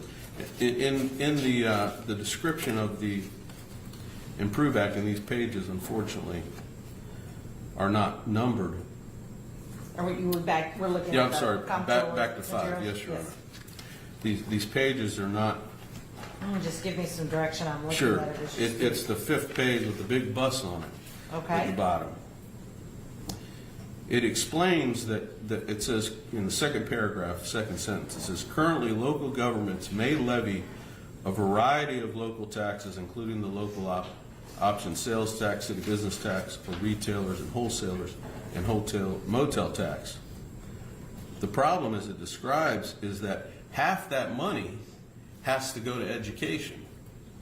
So under the tax system at that time, before the Improve Act, if they wanted to raise money for roads or mass transit projects, they could do that, but they weren't going to get all the money for the mass transit systems. Half of it had to go to education. But the Improve Act changed that. The Improve Act allowed them to raise taxes, and that money then would be specifically dedicated to the mass transit system. So I would respectfully submit that it doesn't make sense in the Improve Act to have funding for the roads on one hand through the increase of the gasoline and diesel tax, and there were some other taxes that were raised, and then on the other hand, well, you can also raise taxes locally and address your mass transit system and anything that may be connected to it, including sidewalks and streets, etc.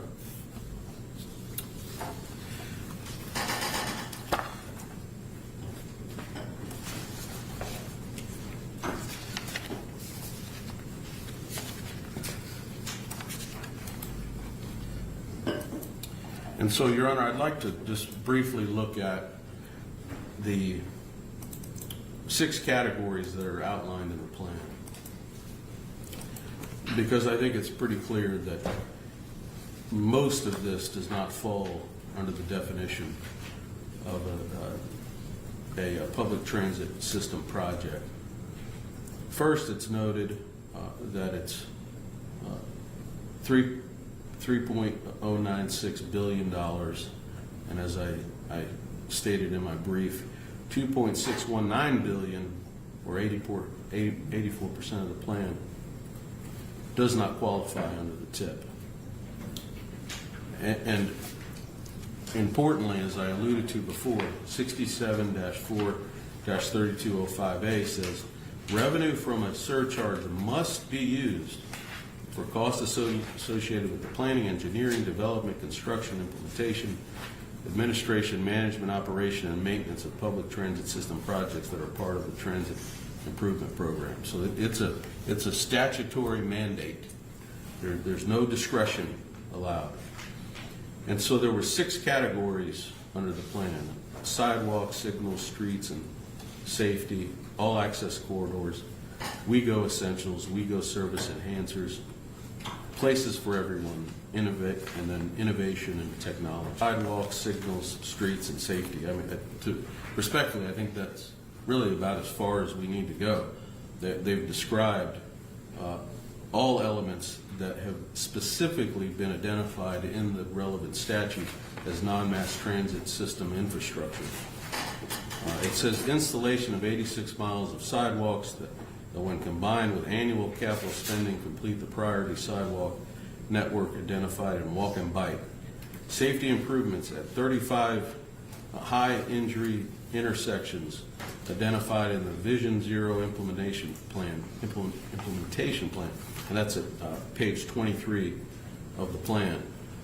On page 36, it says the TIP will also make significant improvements to Nashville's bikeway network by incorporating up to 35 miles of new or upgraded bike facilities identified as part of the walk and bikeway network.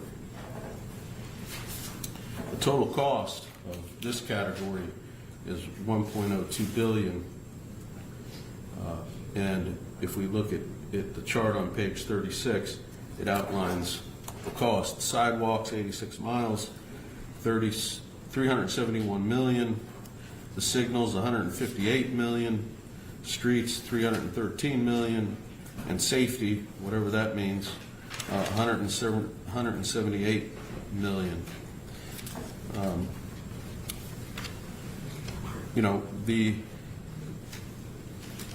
The rationale, again, submitted by Metro is that, well, if we're here doing the construction, we might as well do the sidewalks. And again, that logic just doesn't follow the plain language of the statute. Metro also argues that, well, we're only doing it to the busiest streets, so therefore it should qualify under the TIP. But that actually shows the flaw in their logic. Are you telling me the people in Jolton don't deserve to have sidewalks just because they're not on the busiest streets? That doesn't make any sense. The mass transit, the definition of a public transit system does not distinguish between the busy parts of the county and the less busy parts. The second category is all access corridors, which is $1.35 billion. And quite honestly, it's a little ambiguous in the plan what this is referring to. But here's the description they provide on page 39 of the plan. We call these all access corridors because upgrades along these routes improve service for everyone, whether you drive, ride, walk, or roll. Nashville's most heavily traveled routes get it all. More frequent transit service, more sidewalks, improved signals, and safer travel corridors for all users. I mean, I don't know what other argument I could make that this is clearly not all intended to just be expenditures on the public transit system. It's pretty clear from the plan. There is reference to dedicated. I don't think I would have a very good argument that those do not qualify, because if they're truly dedicated to the bus, then obviously that's part of the mass transit system. But it doesn't explain to us completely the cost of that, and more importantly, as I just read to you, there's many, many other elements to that other than just the dedicated bus lanes, to the extent that that's even part of the plan. The next category is places for everyone. On page 77, the plan states, this program proposes funding to acquire and prepare property close to transit centers so that it could be developed with a variety of transit-connected community needs, such as thoughtful designed, affordable housing. The cost of this aspect of the plan is $34 million. So again, that's a little bit vague, but the intent of the purchase of the property, at least in part, is to develop affordable housing, which is not allowed under even the most liberal construction of a public transit system. Here's what Metro's response to this was, which I'll read to the court. at page 21 from their brief. The plan contemplates acquiring real property to construct transit centers, some of which will be capital intensive and require space for 8 to 10 bus bays. Well, that's fine. There's no problem with that. In addition to buildings with passenger amenities, the acquisition of real property is necessary for the plan's provision of mass transit. And then they say, but the property use need not be limited solely to mass transit. Well, wait a minute. Where is that coming from? I mean, I don't understand the argument, quite frankly, but they just revealed to you in their brief what they believe, and that is that you don't have to use the surcharge for mass transit needs. It can be used, and they say indeed it would be economically foolish for the city to obtain property that could support a multi-story development but be handcuffed from suitably developing the property. Well, they are handcuffed, Your Honor. They're handcuffed by the language that the legislator adopted, and those are the limitations. The fourth category that I'd like to address is the innovation and technology. It's $35 million. This is from page 79. We're making technology work on the roads too. New adaptive signals are coming to 50% of downtown intersection. Thanks to 50 miles of new traffic management center, NDOT will have the ability to manage congestion in real time and respond to event traffic in ways that keep people moving. Well, again, that's a laudable goal, but it doesn't fall under the definition of a public transit system project. The plan is pretty vague on what the traffic management center is, so I put into evidence their website, and it explains the TMC will support transportation, mobility, and multimodal transportation, including pedestrian, bicycles, transit, and possibly parking. The TMC will also serve as the hub for regional traffic and crash data for Nashville. Well, again, none of that, except for the transit part, has to do with a public transit system project. I think there's an indication in the plan that they may have traffic signals that benefit transit vehicles. Again, if that's what it was, that would be fine. But if you read the plan as is, they're upgrading 50% of the signals. And they have a traffic management center that's going to monitor the traffic. Those are not part of a public transit system project.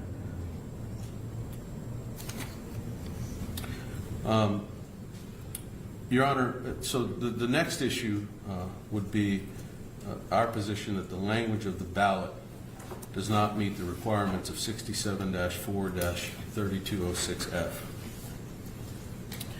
And what that statute says is the ordinance or resolution must contain a brief summary of the transit improvement program for which revenue from the surcharge will be used, written in a clear and coherent manner using words with common everyday meaning and not exceeding 250 words in length, and must include the information listed in subsection B and C,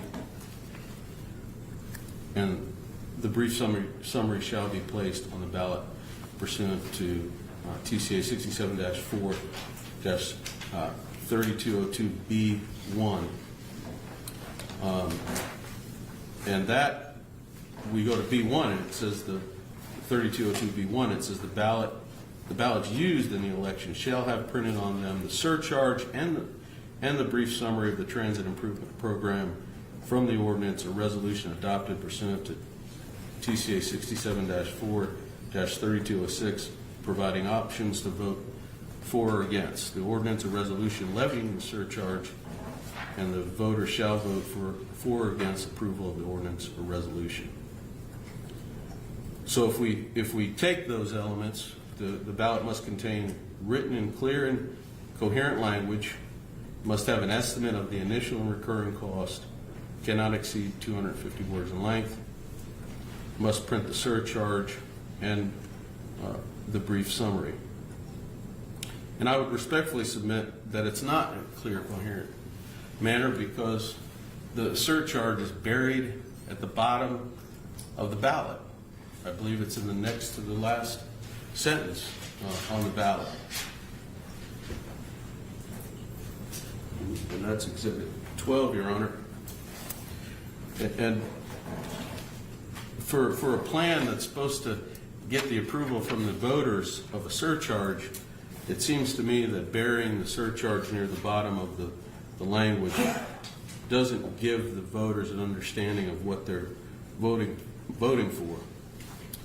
I would also submit that listing the current cost is not the same as the initial cost.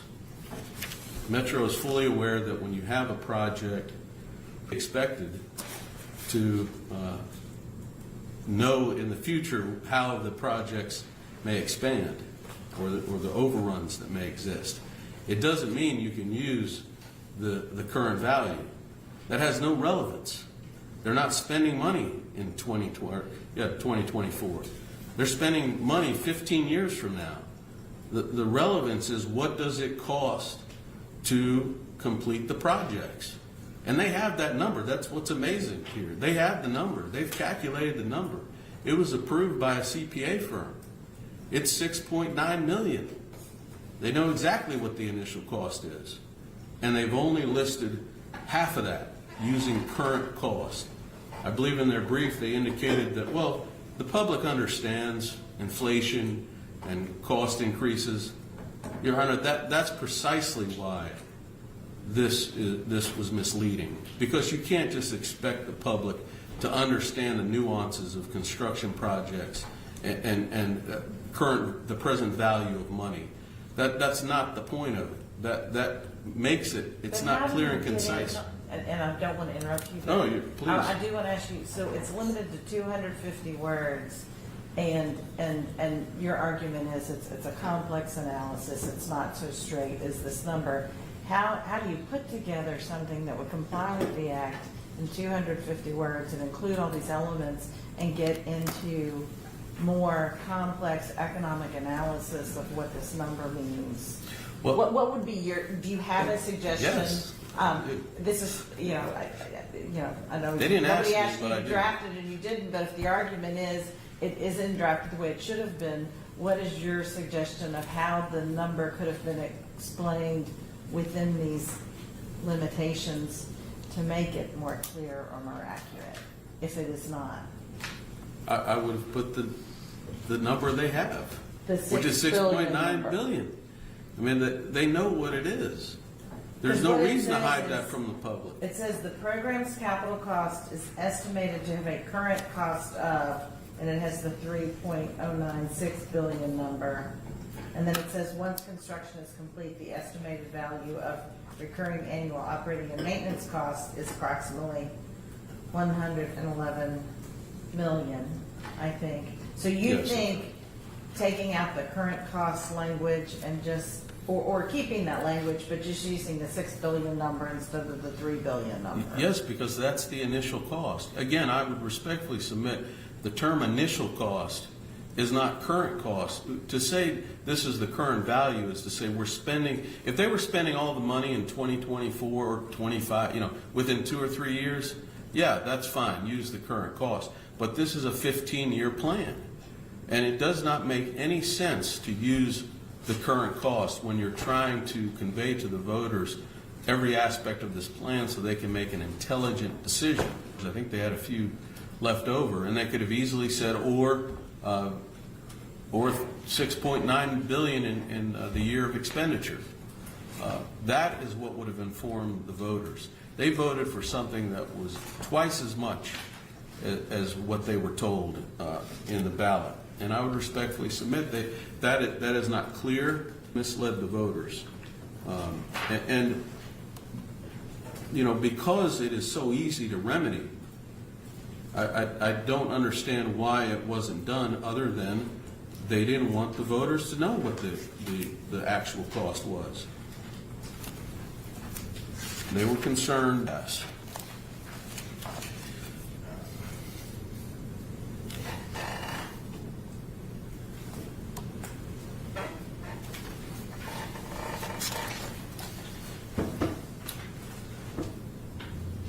Your Honor, my final issue would be whether or not they complied with the requirement that the act is financially feasible.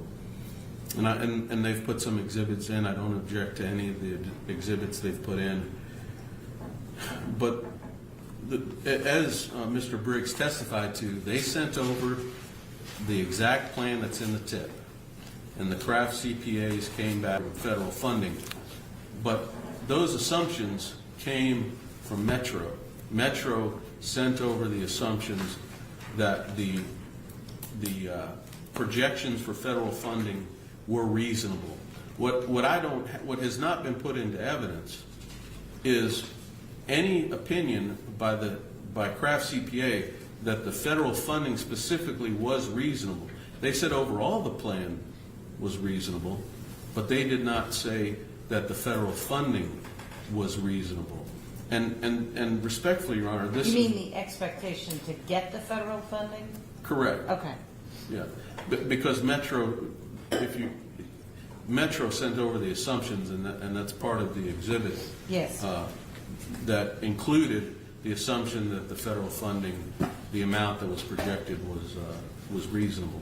Well, they disapproved the plan in toto and did not address each one. I don't know if there's any documents out there that do. Those were not turned over to us. But I would respectfully submit that Metro has not proven that the federal funding assumptions, which make up $1.4 billion, about half the amount that they say of the current cost, and therefore the plan cannot be financially feasible. Because, and I just want to make sure I understand your argument.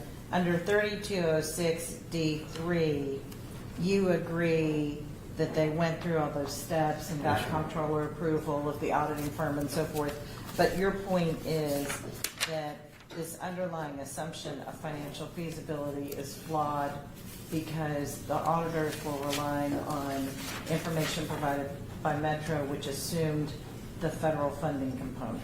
Yeah, it was not independent. How did they independently determine that those assumptions on federal funding were reasonable? We don't have any evidence that occurred. I would point out, Your Honor, that in this is Exhibit 2, Mr. Jason Mumpower's letter Yes. to Metro. He stated an opinion about the financial feasibility, accuracy of development, correctness of financial plan assumptions, or the ultimate success of the transit improvement plan. So their approval was only as to the methods and the CPA firm that was chosen. Understood. Your Honor, I would respectfully submit that the proof that's been submitted to this court and the authority under the Election Contest Act, this court should find that this election is void because a large percentage of the plan does not qualify under the definition of a public transit system project. The voters it was not explained to the voters the total cost of this project, which was over twice as much, and Metro has failed to demonstrate that this plan is financially feasible as determined by an independent CPA firm. They've put that into evidence, but nothing in that evidence demonstrates that the presumptions which came from Metro about the federal funding were reasonable. So for these reasons, we ask the court to enter a judgment in our favor, finding the election void, and a declaratory judgment that the plan does not qualify as a TIP, and enter a permanent injunction preventing Metro from instituting the surcharge. Thank you so Thank much, you, Your Mr. Honor. Quinn. Mr. Yarborough.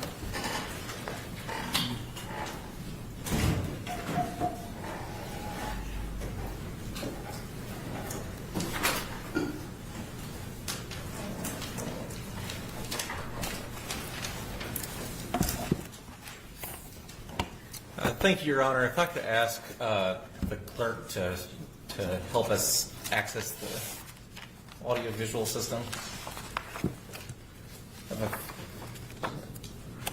Doing that now. And I'll pass to opposing counsel and provide a couple copies to the court. Hard copies of content.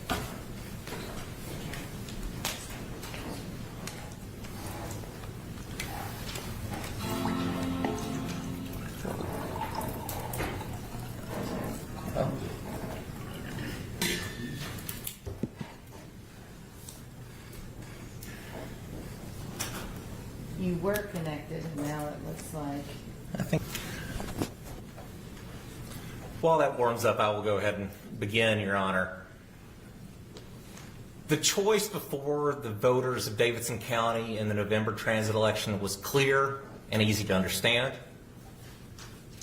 The decision by the voters was overwhelming and decisive. Crews are consistent with the state law in all material respects. The confirmation of the election outcome, as well as the dismissal of, or the rejection, frankly, Your Honor, of plaintiff's claims, is compelled by the plain language of the statute, by the binding decisions of the Supreme Court, and most importantly, by the electorate of Davidson County. Because as the Supreme Court noted in Frazier versus Carr, after all, this is the people's government, and their wishes, when constitutionally expressed, must prevail. Now, it's important that we remember that this is an election contest. And as with any election contest, we begin with the certified election results, which were submitted in connection with the exhibit prepared by the Jeff Roberts v. Election Commission. And here we have an overwhelming victory for the for side of this. Over 180,000 people voted yes or voted for the Metro Transit Ordinance, nearly 2-to-1 margin. Unlike most election contests, there's no claim here that there was illegal voting that happened. There's no claim of fraud. There's no allegations of widespread confusion that were supported by factual allegations. Instead, we only have really a legal challenge, which is fundamentally a collateral attack on the ordinance itself and the plan itself. And I think Your Honor noted it well in saying the plan is the plan is the plan here, and I think that's right. So, Your Honor, the court identified 3 different topics for this hearing, and I think I'll address each in turn. The first is whether the plan complied with the Improve Act. The second is the ballot language and whether it's legal under the Act. The third is whether it met all statutory prerequisites. And we think that the evidence that we have put forth today, frankly, confirms that, as does the face of the ordinance itself and the face of the plan itself. This is not a situation where there is some facial indication that Metro is ignoring the enabling statute. If you go to literally a page of the plan, acknowledges the Improve Act. Throughout the plan, it identifies the requirements of that act, the statutory definitions within it. The implementation section in the plan identifies the Improve Act provisions. The same is true of the ordinance, Your Honor, that was adopted by the Metro Council, which in numerous sections within the preface identifies the Improve Act as the enabling source of legislation and specifies how it's going to be treated. Now, typically, under Tennessee law, we presume that an ordinance adopted by a government is a valid ordinance. And that presumption is heightened when the ordinance has been approved in a referendum. So if you look at the court's decisions in the Pigeon Iron case, I believe at page 378, or in the Jordan v. Knox case at 380, 381, they walk through that the deference that should be shown to an ordinance that's been approved by the electorate is great. The court does not look for ways to disqualify the ordinance, but make sure that the ordinance and the statute are constructed in a way to give effect to the people's intent. That is the interpretive task that the Supreme Court sets when looking at an ordinance like this that's been approved in a referendum. I would submit, Your Honor, that what we've seen through the plaintiff's presentation is actually a reversal of that, and sort of turning those things on their head, where it is expected that Metro prove its compliance with each stage of the statutory process, which is not appropriate, especially given that they've not met any sort of burden to demonstrate the facial illegality that would make that an appropriate line of inquiry. That being said, because the plans themselves and the official documents so readily confirm the statutory compliance, we have submitted that proof to the court today. When it comes to the actual, like the nub of the issue here really is plaintiff's claim that the projects in this plan don't fit within the act, right? They acknowledge that that is the primary issue raised on page 8 of their brief. I think Mr. Clements said that this morning. But there are 3 real defects in their analysis. The first defect is they presume without any authority in law that any defect as to project or financial feasibility voids the entire plan. The second defect is that they misread the text, purpose, and context of the statute to unreasonably restrict the costs that are permissible under the Act, and the plan itself as being insufficiently connected to transit. And I'll go through each one of those. As you can see on the slide referenced here, one citation that plaintiffs use to say that the entire plan should be voided. That does not come from any of the sections of the Improved Act that deal with the adoption of the plan or the imposition of the surcharge by the voters, but instead comes from 3205, which is the provision that deals with how the funds are going to be spent. 3205 is not about whether or not there's going to be an adoption of a valid surcharge. It is how funds from a surcharge are going to be used after the fact. That is an ongoing legal requirement during the lifetime of the plan, as I believe it states in 3206G. The comptroller continues to monitor that.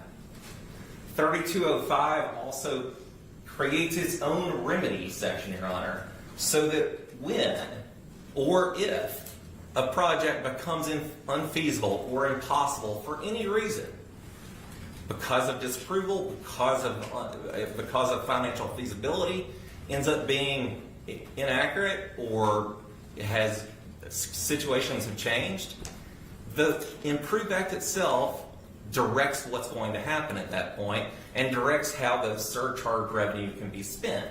The occurrence results in the voiding of the surcharge or the defeat of any legality of the plan as a whole.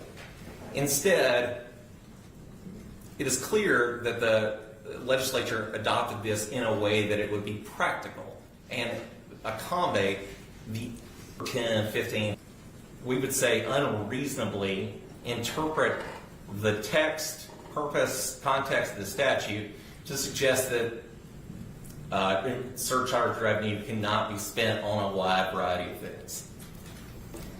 It's important for us to look at this statute across its numerous provisions because it's actually quite broad. And I'll first point to 3205B, which talks about the fact that revenue from the surcharge can be combined with other funding generated by the Title 56, I think Chapter 14, which deals with public-private initiatives.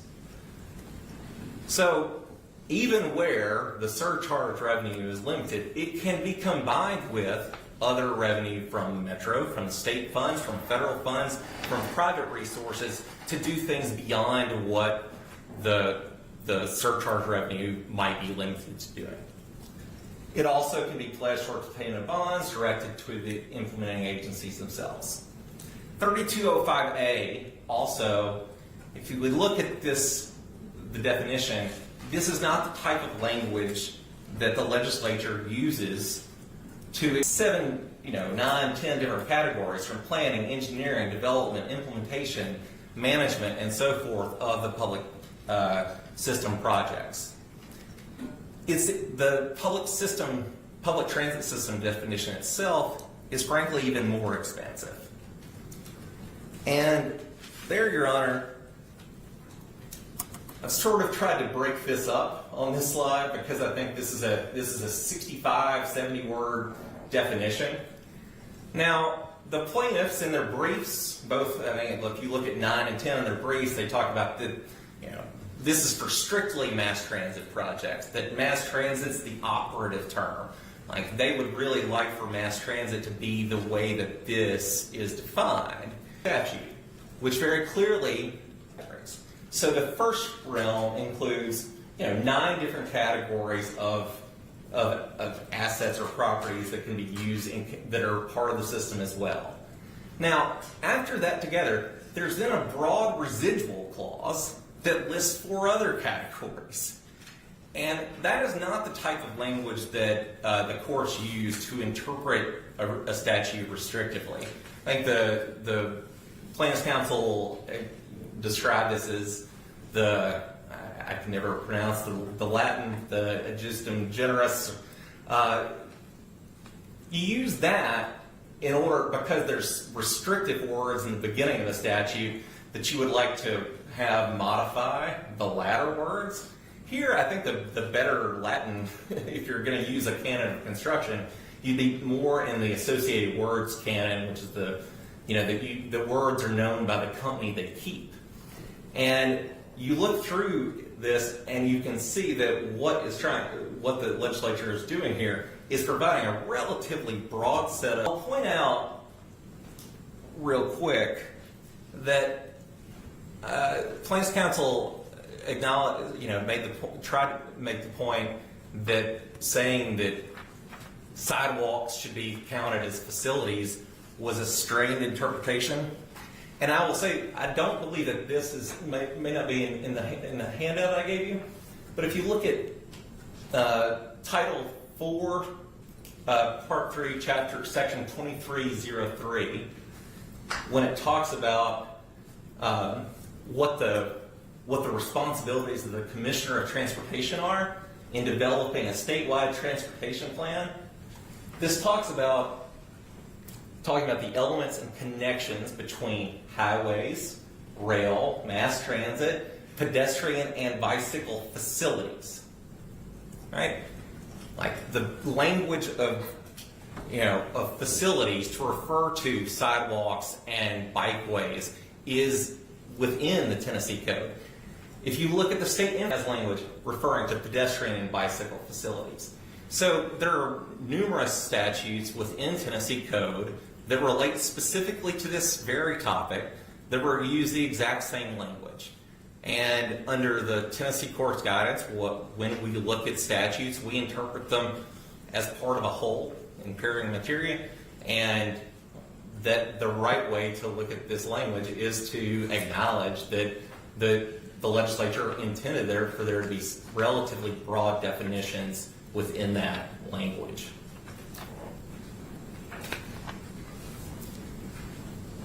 I would say that the next little wrinkle here is that public system project is not the extent of the definition, or public transit system, excuse me, Your Honor, is not the extent of the limitation. It actually refers to public transit system projects.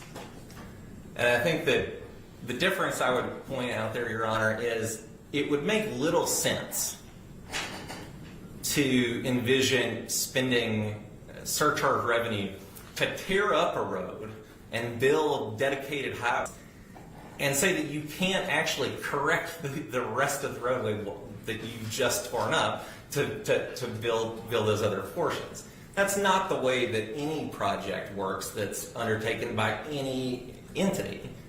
And if you look at, and I think the statutory references that I would point your honor to there is that we think about this in projects. The state infrastructure fund has language about what is an eligible project under the state infrastructure fund, including site preparation, roads and streets, sidewalks, water supply, outdoor lighting, and goes back to any transportation facilities incidental to the project. If you look at the federal definition of capital project for the FTA, which is, I believe it's in 49 USC 5302, Section 4. The capital project definition for FTA grants is quite broad and includes numerous things that plaintiffs complain shouldn't be included within a plan. Indeed, improve modern, if you do not include traffic signal prioritization. That's actually included in Section 5309 itself. Section 5302 specifies that every transit project contemplates associated transit improvements, such as pedestrian and bike access. So the statutes, the Supreme Court has found in State versus Cade, State XRL Maynard versus Leach, and a score of other cases that the legislature is presumed to be knowledgeable about the state of the law in which it is, when it is legislating.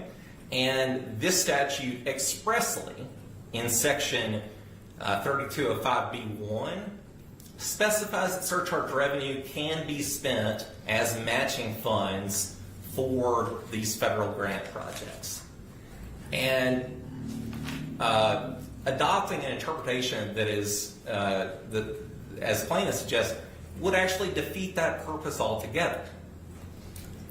And I think most critically, the plaintiffs even acknowledge, Your Honor, on pages, I believe it's 17 and 18 of their brief, in order to acknowledge that, including that the buses use the streets.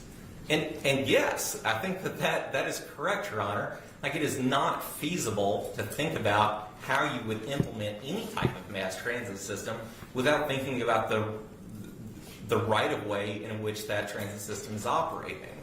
And so to reach the conclusion that plaintiffs do that all street work is excluded from this definition would defeat the essential purpose of the statute itself.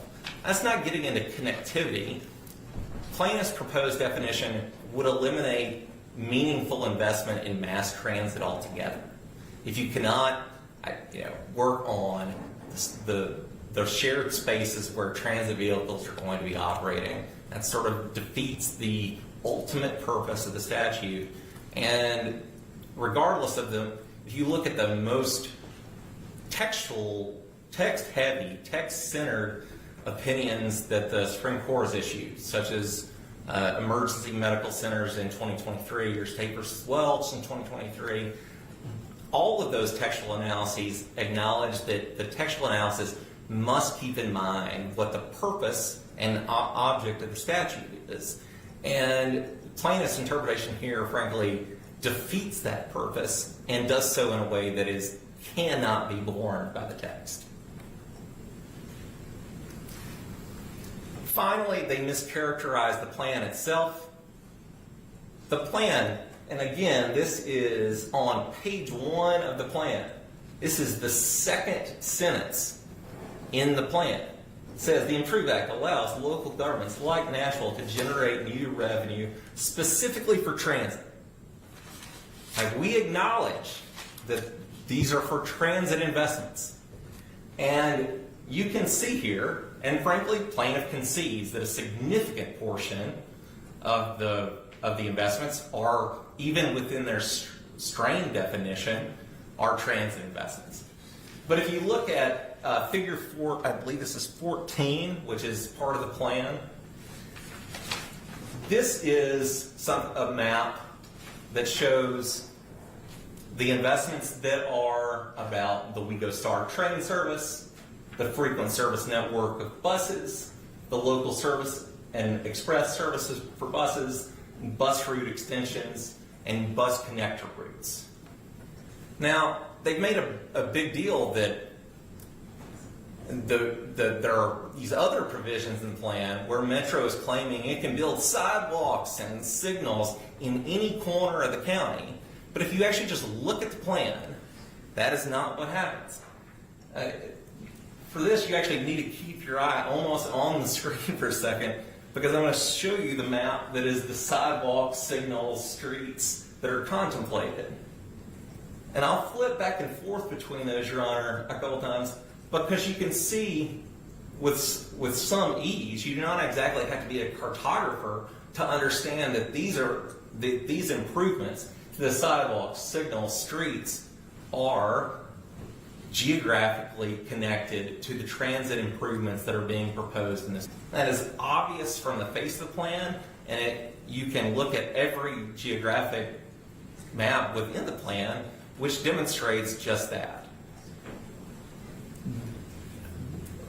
I think the citizens of Metro and certainly the people who were entrusted with this plan certainly do value that there are other portions of the city where people are not going to have access to transit, and they deserve sidewalks too. But those sidewalks aren't part of this plan. What this plan does is it deals with transit needs and those, associated transit improvements near those stations, which then also allows for greater flexibility with the remainder of Metro's capital budget to address those areas where there are different types of public work needs, like sidewalks, but that aren't connected with mass transit and that don't have to, and that aren't eligible for surcharge revenue spending. But there's no portion of this plan that claims, as plaintiffs characterizes it as doing, that Metro can just build willy-nilly whatever it would like. That is just frankly a mischaracterization of the plan. Unless the court has questions on that point, I'll switch to the ballot language.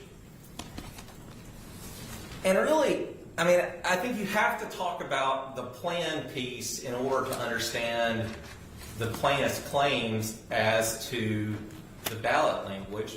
But it's plain here that the ballot language expresses a very clear set of options for the people of Tennessee, of Davidson County, when they were voting.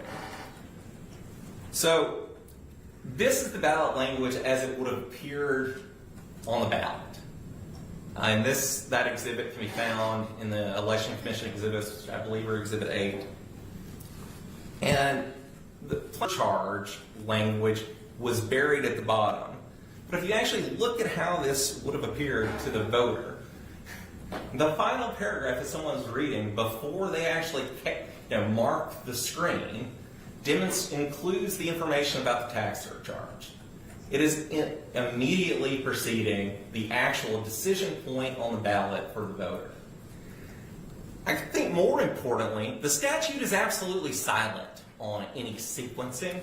There's no provision 6B or F that specifies that certain information should be listed in a certain order when it comes to this ballot.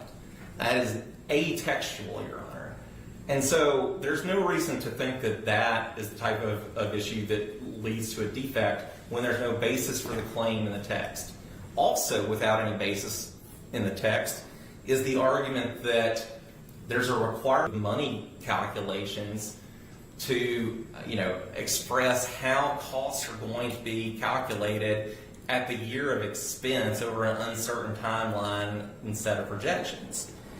And I think it's incorrect, frankly, to say that that has to be included at all. If you actually look at the way that section is constructed, it says the ordinance has to contain a brief summary. And we would submit that the correct way to read this is the ordinance must also include all the information listed in subsections B and C, and then the brief summary shall be placed on the ballot. It doesn't actually include, this statute, at least as drafted, does not actually impose specific statutory requirements. If it did, Metro still met those requirements because it did include the initial cost figures. It did include the recurring cost figures. Plaintiffs, or whatever figure they were, sort of used from which is, frankly, not even really the accurate number as the project costs are calculated here. That they're counting there the debt service as well as sort of the escalator clauses here. But if you look at the assumptions on that, the feasibility analysis, Your Honor, is not supposed to be a prediction of how costs will come in. And what Metro actually did, and you can read it on the face of the plan, is every single assumption in the feasibility analysis is calculated on a conservative basis. So that every capital cost in the plan is generated at a rate of growth and inflation that is higher than the historic construction cost index. The rate of operational growth is calculated at a higher rate. The rate of sales tax revenue collection is projected at a rate lower than historic projections or historic collections. The rate, so all of the numbers are actually designed intentionally to be conservative because this part of the plan is not supposed to be the actual cost. Like, it is supposed to demonstrate the resilience of the plan. Like, that is the purpose of this under the statute, not to set out sort of what the actual hard costs are, because we know that the most reliable data is the data that we have right now. We know how much asphalt costs right now. We know how much construction costs are right now. And sort of inherently, we do not know, and we are making a complicated set of projections to get towards more detail. But in any event, there's no requirement that this be included in the ballot language. And if you look at the actual cases that deal with this, so the Pigeon Thomas Iron case at page 378, or the Reynolds versus White case, which I believe, which are two election contest cases, what they are looking for is whether the voter was capable of casting an intelligent ballot. And the notion that underestimate the voters, 280,000 roughly, by saying that they can't cast an intelligent ballot because these things weren't in the right sequence and there wasn't an elaborate description of the time value of money in the ballot summary, it just cannot be squared with those precedents at all. Both of those precedents acknowledge that voters are presumed to know and understand the issues that are before them. Both of those courts, in both of those cases, the court took judicial notice of the controversy and publicity surrounding the election beforehand. That is at I believe 813 in Reynolds versus White and at 378 in Pigeon Thomas.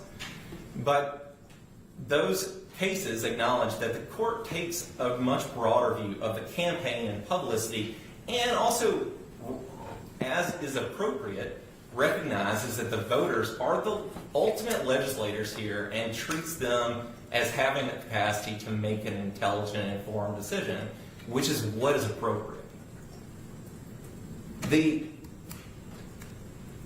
I'll also note that this was passed in the ordinance, the ballot language. That was done on July 26th.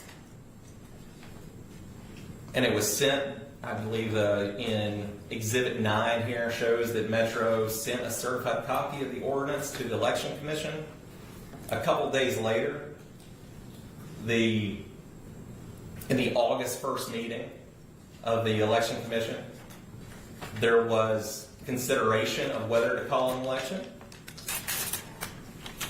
During that meeting, they actually considered an opinion letter that was presented by the coordinator of elections, Mark Owens, who said regarding the requirements to call for the referendum to approve the proposed transit improvement plan, Ordinance number BL 2024-427 appears to meet the statutory requirements described in Tennessee Code Annotated 67-4-3206, including the brief summary of the program to be used on the ballot.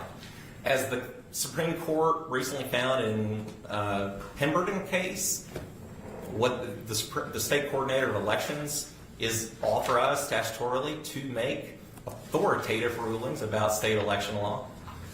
More importantly, it's also clear, and I believe this is in what was marked as the exhibit demonstrating the appointment of treasurer.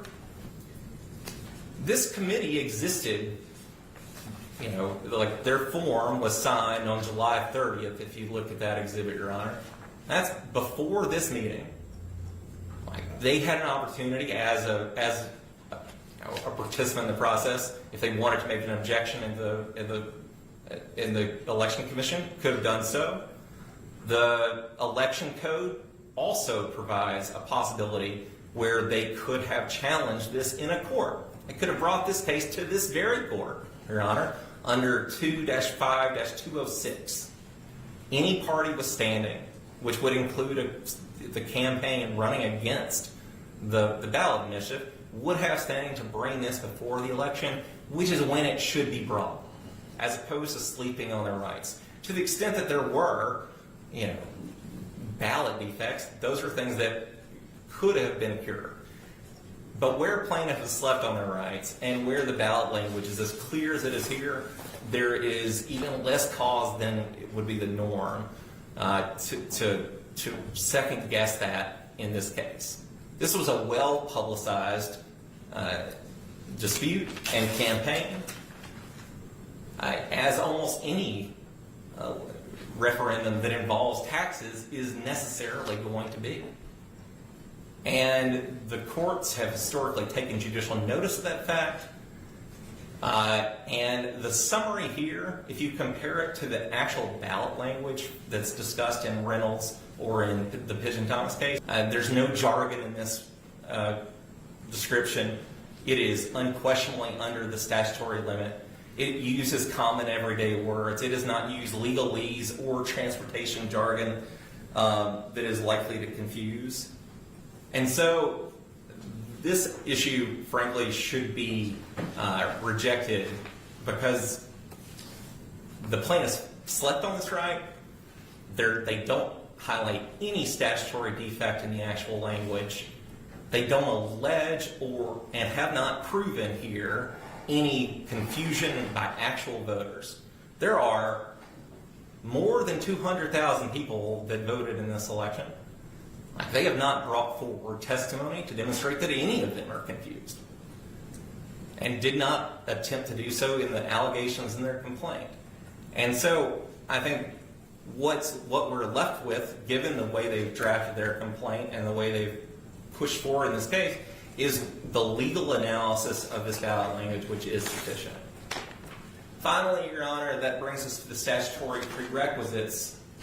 And again, at this point, Your Honor, I would actually stop and say, we believe that the facial claim that there is some defect in this plan or in this ordinance is just palpably untrue. That cannot be squared with the statutory text, cannot be squared with the statutory purpose, and only is credible based on what we believe is a mischaracterization of the plan itself. And so there's no reason for this court to assume or require Metro to prove that it has met every prerequisite.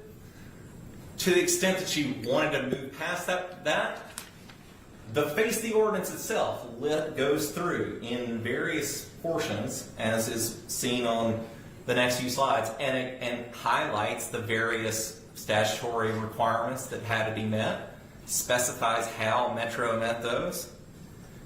But we're here, Your Honor, and because Metro's compliance with the statute is so readily provable based on official records, we're happy to walk through this. The prerequisites. So I'll walk through these a little bit more, and I'll try to identify for the court's record, where these can be found in the exhibits that have been put forward. So the first two items deal with the plan itself. So those are from sections 3206B and C, Your Honor. And for those sections, you can actually just look at page 2 of the plan's introduction, which includes this handy-dandy checklist laying out the statutory requirements and where they are met within the face of the plan. So the top line being the descriptions, which is required by section B, and then the next several lines being the requirements for section C 1 through 6. That brings us to section D. You heard today testimony from Michael Briggs, who talked about the lengthy process that went into crafting this based on numerous other plans. And if you actually look at the face of the plan itself, from pages 9 to 14, it deals with years of public input that has been included and distilled into this planning process. Pages 13 and 14 identify a televised and public process with dates that were set out for the community advisory meetings. If you look at the actual just public records from the council meetings where where this was approved on second and third reading, you can see recordings of public comment being available. This appeared, as does any ordinance, was read 3 times. As Mr. Briggs testified, it was assigned and heard by 3 separate committees. This went through and got the right kind of public comment. And then you can look at Exhibit 11, which is the spreadsheet that talks about the nearly 300 other sessions with either public or stakeholders that occurred to inform people about their plans. And it's worth looking through that, Your Honor, because I agree that that not every one of those things is requires people to come down to a certain place and lodge formal comment, but it does provide people the chance to learn about this and make comments to their representative in their districts, in their neighborhood associations. Like, these are very localized presentations that allow broad public comment, and it's clear that the Metro met that obligation.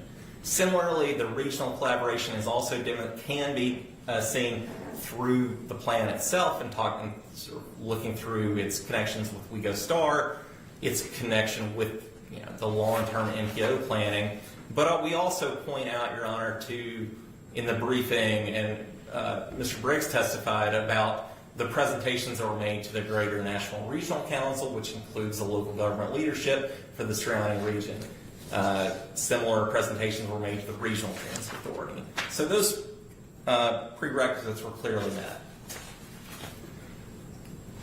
The plans make a lot about this financial feasibility piece, and I would just note, Your Honor, that the important part about a financial feasibility analysis is actually just demonstrating that the revenues are sufficient to cover the costs, which is exactly what this finance plan that was presented by Metro did. It projects out, as I stated earlier, using conservative analysis and estimates and growth projections for almost every metric in here. It sets out what the revenue is going to be and what the costs are going to be, and it demonstrates. Now, remember, this is a much longer time frame, frankly, that that could be included within a plan, but that's what's projected, and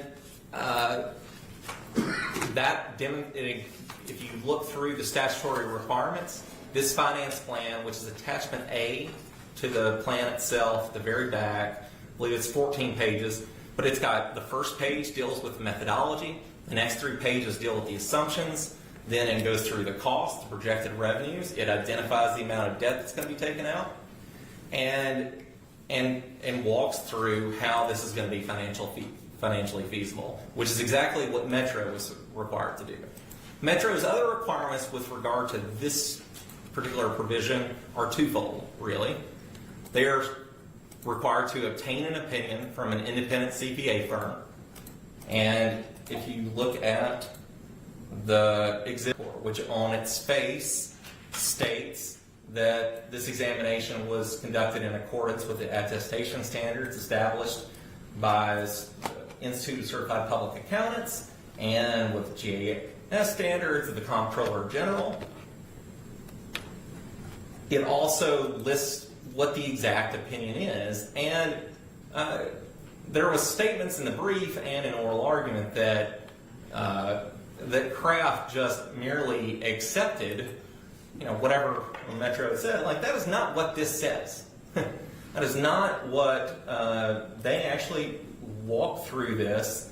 They look at the assertions at a reasonable basis for the plan, and that is what that opinion states on its face. But Metro didn't have the final say on either the selection of this firm or the methodology that they would be using, because that, and you can look here at the 2 letters from the Comptroller, which are also included in Exhibit 7. The first letter, dated March 1st, 2024, approves the selection of Kraft as the independent accounting firm, and then the second letter walks through how, that the Comptroller has actually looked at and identified the procedures that are going to be used and approved those. So truly what plaintiffs are suggesting is that either the Comptroller should have required additional procedures, or Kraft should have undertaken sort of a more detailed opinion or stated every basis for its findings. But that is not what's required. And what the statute requires is someone who has independence and someone who has expertise, which both the Comptroller and the independent firm have, looking at this and making a conclusion. What the statute doesn't contemplate is parties in a lawsuit brought by the political opponent of the plan, sitting through and deciding whether they think this financial feasibility analysis. That's not what is contemplated by the statute. That is not the type of analysis that would even be appropriate under the statute.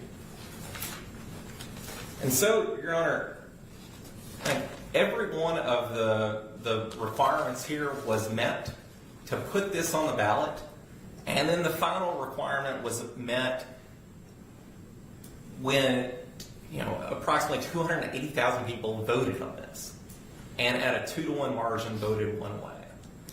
And Your Honor, we would submit that that is the conclusion of any reasonable analysis here. Now, I am more than happy to respond to any questions that the court might have about particular issues that were raised by plaintiffs, but I think that gives the court a sense of Metro's opposition to this. All right, I'm going to give Mr. Clemens the last word on behalf of his clients who are the plaintiffs in this case.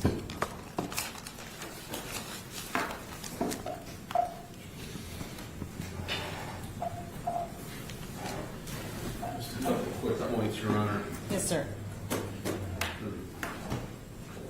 First is to whether or not the question about ballot language should have been brought before the election.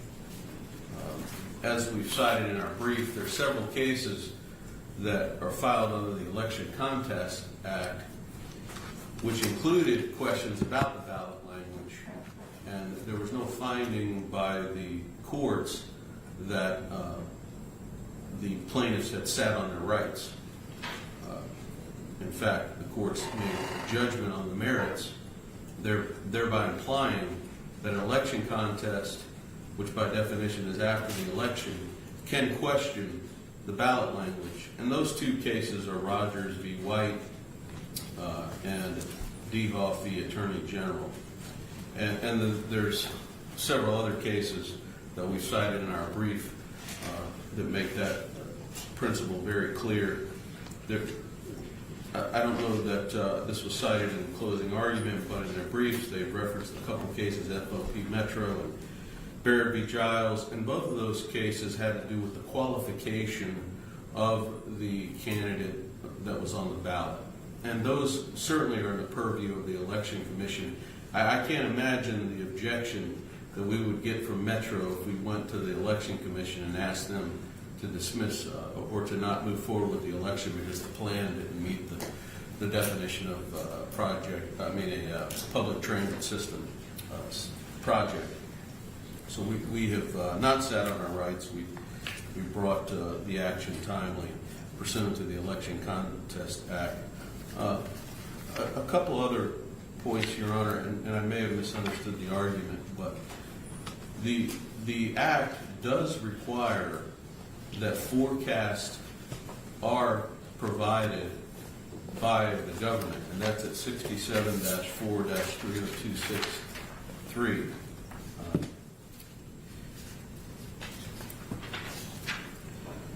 It says, prepare a plan of financing that demonstrates a proposed transit improvement program's financial feasibility that includes the methodology and assumptions used in the financial forecast and projections supporting the plan's analysis.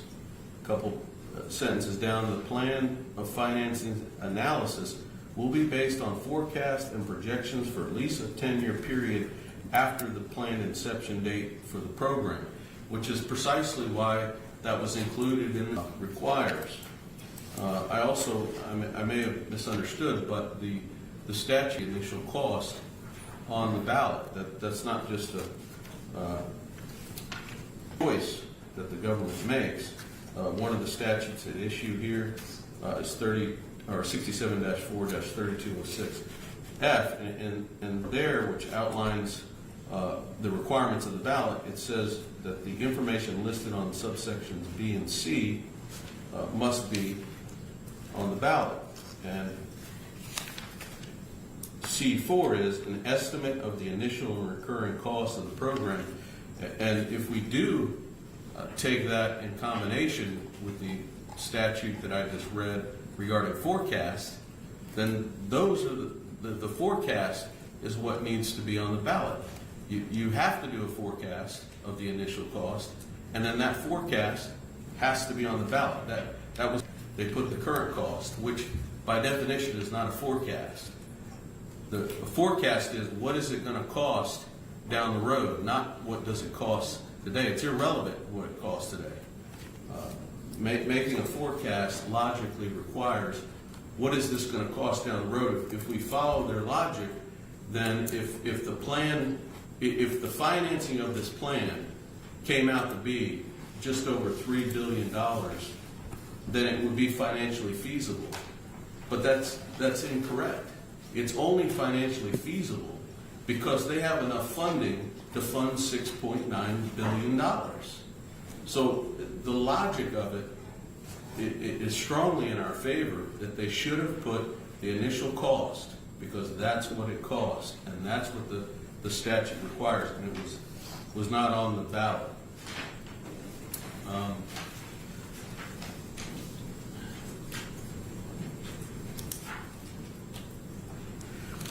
And Mr.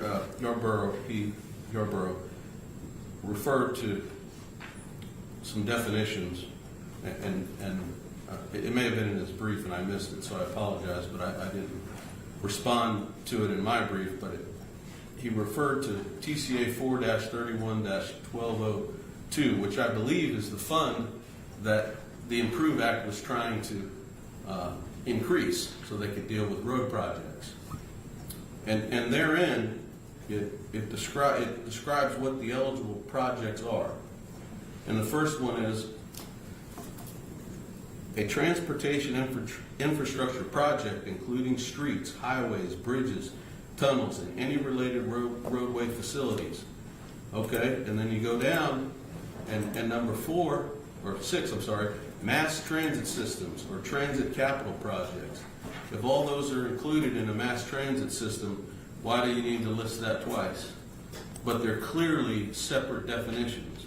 A mass transit system is different from streets, highways. That makes sense.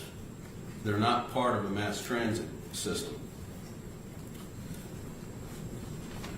And what I would finally say, Your Honor, is again, there really wasn't a lot of time focusing on the plain language of this statute, and it's pretty simple.